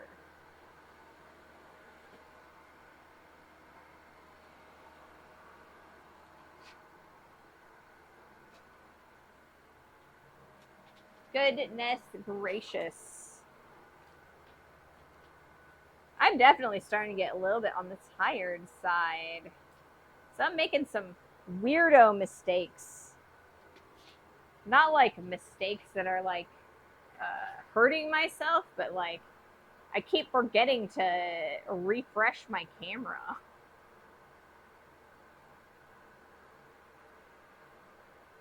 I'm doing good on the things that I went to school to do, but the camera stuff that's harder. Blacksmith's friend, bro, did you just catch your hammer on fire? Blacksmith, no, I totally meant to do that. It keeps the splinters off and stuff. It can, you know. Like this hammer, I burned the handle on it. You know, you can see the char on it.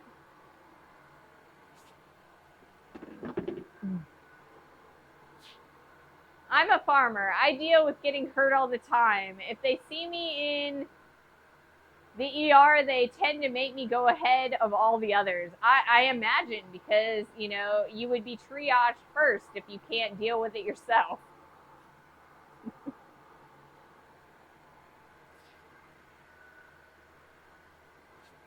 I like my hammers like I like my steak, medium rare. Really?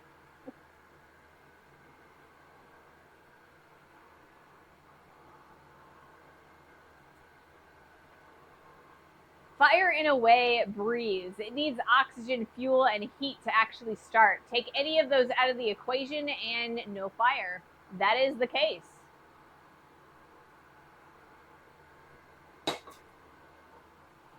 See, I feel like I have a healthy respect for fire, but I'm also the kind of person that if I set something on fire, I'm going to stomp it out before I go to the or if, you know, if it's reasonable, before I go to a fire extinguisher, even though I have 2 fire extinguishers over there on the wall in case something happens in here. I also have super amounts of ventilation. So there's a door that's open right here, and then I have a whole garage door open there, so I can get some cross breeze. Because fire eats up all of the oxygen, and if I didn't have proper ventilation, I could cause myself carbon monoxide poisoning. Just lightly charred on the exterior, but raw in the middle of the handle. Exactly. You should get a fire blanket. I don't have one. I have a fire blanket over there, but it's not for like smothering fire. It's for like preventing sparks from shooting everywhere.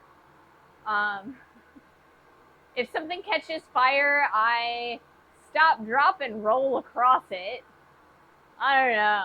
I feel like grade school taught me to stop, drop, and roll, but I don't know that I've done it, you know, ever. Once I saw a fire extinguisher have a bit of fire on it, I have a fire extinguisher and a few fire blankets. Yeah, I smother things with my boots overall. As long as it's reasonably sized. Otherwise, I'll reach for a fire extinguisher. Um, you know, I usually do not let things get like super, super big. I try very hard not to let things get super big. I looked at it like blind. IDK, if you're in a fire, IDK, that stop, dropping, roll. Yeah, I'm sure it helps if I'm on fire. I just have a sketchy elastic blanket, or electric blanket. It'll become a fire blanket eventually. Yeah. Okay, I have an ad incoming in about 3 minutes. I'm going to see if I can't do a heat before then. And we'll do another heat after the ad. I am actually thinking that we might end the stream a little bit early today. Normally I go for about 2.5 hours, but a piece of my press broke off. And so I'll do the stuff that I can do on the anvil, but I need to repair my press before next stream. And that includes some welding, and I'm not prepared to do welding right now. So I will keep you guys posted on what we're up to.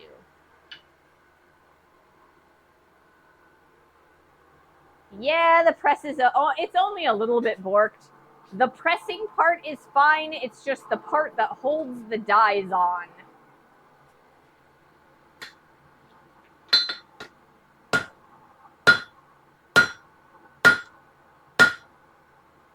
But they're under great amounts of pressure, so it's not terribly surprising. I've had this thing for quite some time. It's not terribly surprising.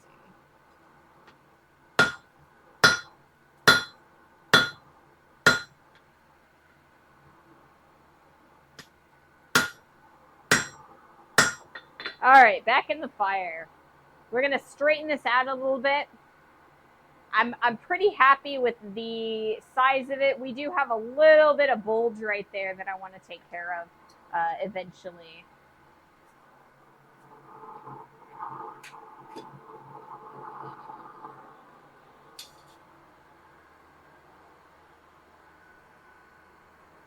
The press was hard pressed to press. It was. But like I said, it's a 2010 press, and the piece that holds the dies in place takes a lot of that pressure, and my welds are only so good, so it was bound to happen eventually. I just need to weld it back in place, and it'll hold for a while longer. Of course, the part that holds the dies on would be the hill that your press dies on. Yes! Dies, right? It said thanks, but no. It did. It did. It's like, I'm tired. Oh, I'm out of water again.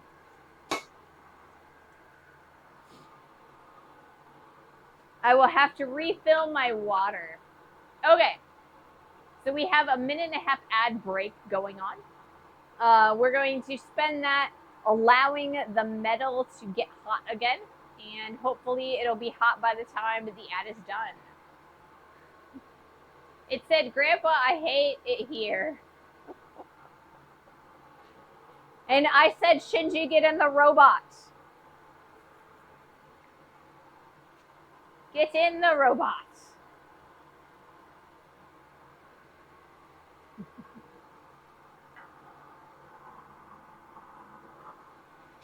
All right. I also, like, every time.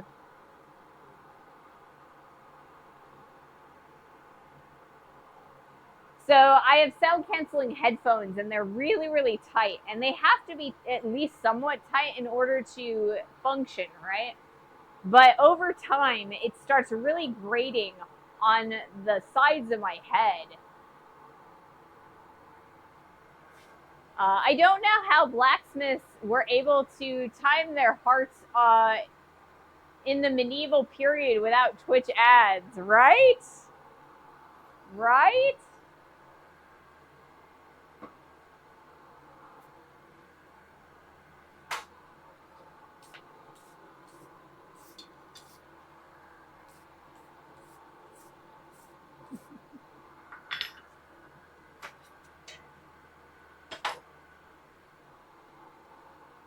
All right. Let's see. I'm thinking about how many more heats I think I can get away with on the hand hammer or hand hammering. I think I can get away with 2, maybe 3. Oh, wow. Hey, Oinkle Dude. Thank you so much for the gifted sub. Thank you so, so much. Jedi Jev has a sub. Thank you so much, Oinkle Dude, for your generous donation and the sub. Thank you so, so much. All right, are we back on regular time? I think we are. Awesome. But yes, thank you guys so much for your support. Excellent. All right, we are going to do a heat here on the anvil. I think we're going to do 3 more heats. One of them there's like a little bump I want to take out. And so I'm going to kind of try and straighten the thing out. Then I want to taper the edges a little bit. So that'll be our second heat. And then our third heat, it will probably just be a little bit more of both of those. So let's do this.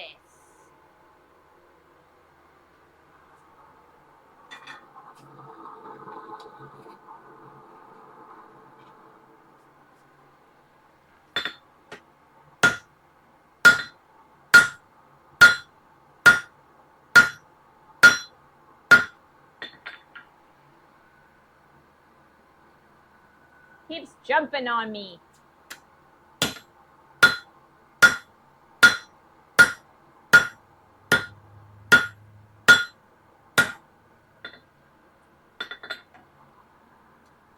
Jumpy, jumpy. All right, not too bad. We still got to even that out just a little bit. Maybe squish that down, but we're gonna wait until we've got a press for that. I am gonna turn this guy around, and we are going to kind of work on these hips that I've got right there going.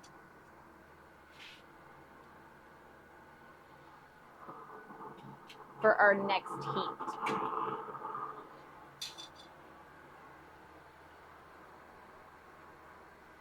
Do they make spring-loaded tongs to help grip? I mean, there are there are like little things that hold your tongs closed. They're usually little C-shaped things that you can stick on the end of your tongs, and they do help hold those closed. The reason that these tongs aren't working very well is because these aren't designed to work with this size of material. These are specifically sized to 5/8 inch square stock, and we're using them for something that they're not designed for. That's not proper blacksmithing. Blacksmiths make their own tools. I try to make my own tools. I made these tongs. I just didn't make them for this size stock. All right, I need more water. Give me just a second. I need more water, guys. I'm not amazingly sweating today like I have been the past few streams, but it is still warm and I still need to like drink enough that I can speak, you know? After a while when you're talking, you kind of, you know, your throat gets a little dry. And I talk a lot.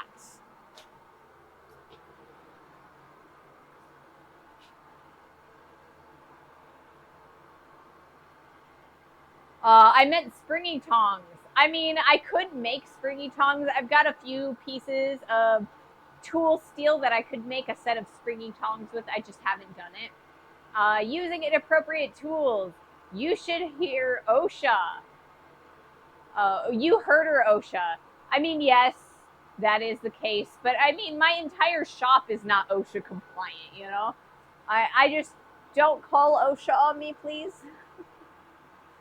I could never be a blacksmith. I hate being sweaty. You do? I've never noticed that you talk a lot. Yeah, I am much more happy being all sweaty and nasty than being cold and freezing and like shivering. I'm weird like that. I like the heat. I don't like the cold. Thank you so much. I am Kevin Paul. Thank you so much for that follow. Welcome to the community. Welcome to the stream. I always say my shop is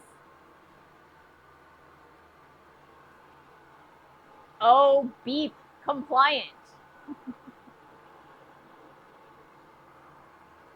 I try very, very hard not to curse in the shop while I am streaming. Sometimes it happens though. You'll see it occasionally.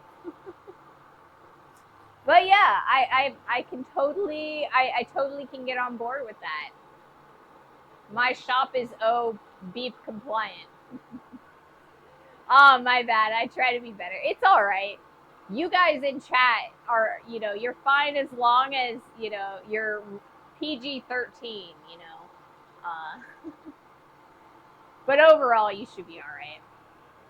You only need OSHA compliance if you have employees. I don't have employees, I do have an LLC, and they sent me a whole bunch of material that, like, I had to have this, that, and the other thing if I had employees, but I don't have employees. It's just me, and I own the company, so,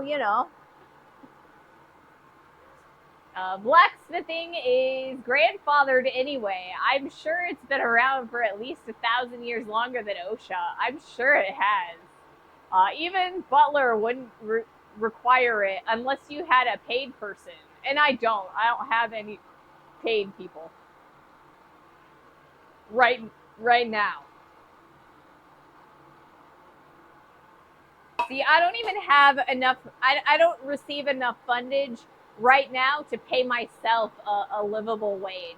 I mean, you guys are amazing, and I always appreciate the support that you give me. But, if I had more revenue from ads, or sponsorships, it would be a lot easier to make a livable wage.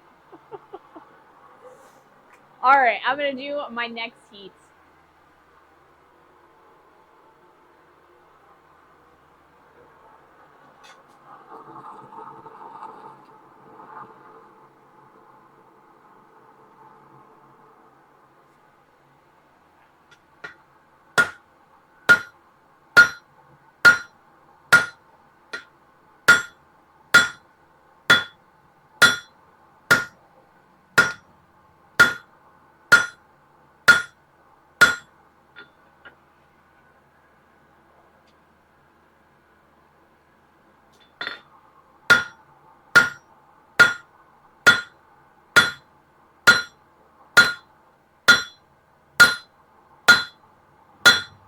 All right, so I think our second heat is going to be going to tapering this off a little bit further.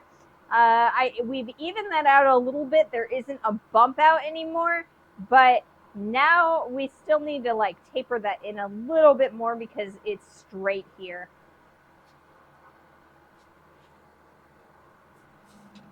We're getting there, slowly but surely.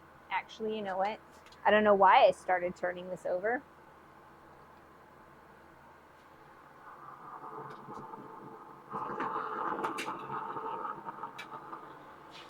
But I think this next heat will be my last heat because I need to get back to the press for our next couple things that I want to get done. And so, since I have to fix my press, after this heat, we will be raiding off. If there is anybody that you guys would like to raid to, please let me know. I always take suggestions. If not, I will go through my list of friends. And if my friends aren't streaming right now, then we'll make some new friends. You need to pick up those grill hamburger and hot dog sponsors next time you do some grilling tools. I do, man, I do. Plus, you might get some free hamburgers. Ooh, I want some free hamburgers. I like to think you're making a really thick spatula. I mean, we made a spatula on the stream. It was right here. We made a really thick spatula. It's kind of heavy too, you know? And we made grill tongs. They go clicky, clicky. And we made a steak turner. I don't really understand this one. But we had to make it. And we made a grill fork. So I have a 4-piece grill set. I need to make some steak with it. She made a spatula about a week ago. A really thick one, I hope. Yep. That's not a spatula. It's a deadly weapon. I mean, it could be a deadly weapon. It is a very heavy spatula. You know, if you held it by the blade, you could go whack. And, you know, the twist, it's a little bit on the sharp side. Grill a steak in the forge. I would rather not grill it in the forge because the forge is kind of dirty. I think I would rather do a food grill than a forge. It would be easier to eat, you know. I like clean food. Clean food. All right, guys. It's a war spatula. It would turn into charcoal. It would. It would be so fast. It would cook so fast. All right. I'm going to do one more heat and then we're going to raid off. I want to thank you guys so much for joining me today. I've had a blast. You guys have made me laugh and, you know, I've learned things. I mean, we're good. We're doing good today. All right. Let's do this last heat. That steak would be charred like her hammer. The scariest weaponry everywhere or ever is a spoon. Yes, spoons make great weapons.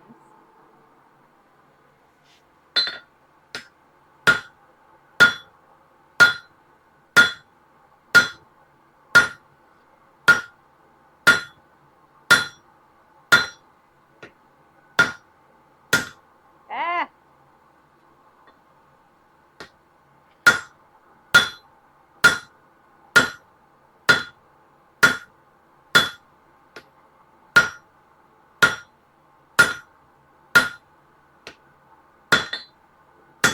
Alrighty. And flip this over. Work a little bit on that side.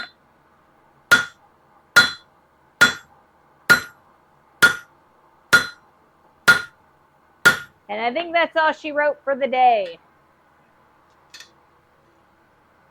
see if I can't. There we go.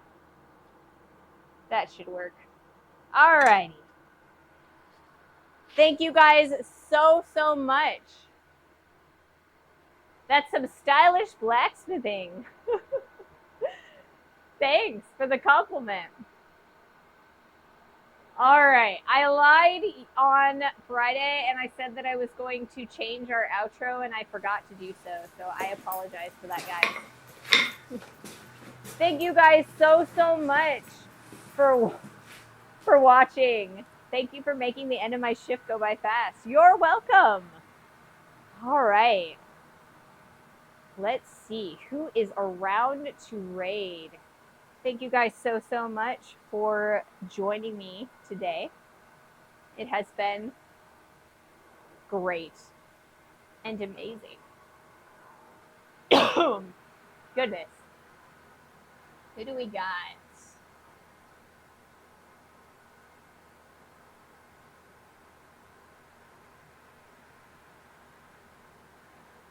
Looks like we get to learn or find a new friend.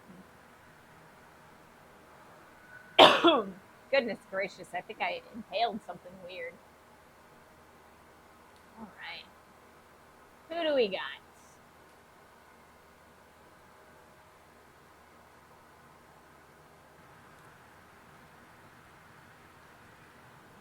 Raid! Blacksmith raid! raid. Even Ray Smithy, come here, is raiding you.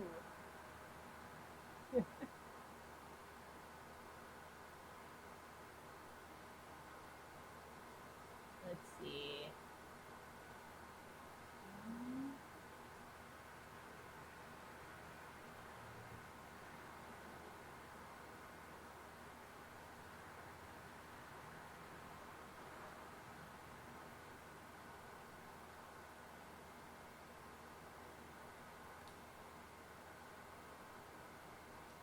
I think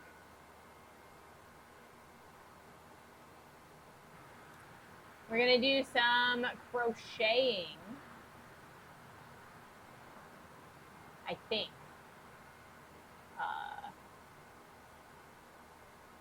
Or a knitting, it looks like. With the new suits. We have not rated to them yet.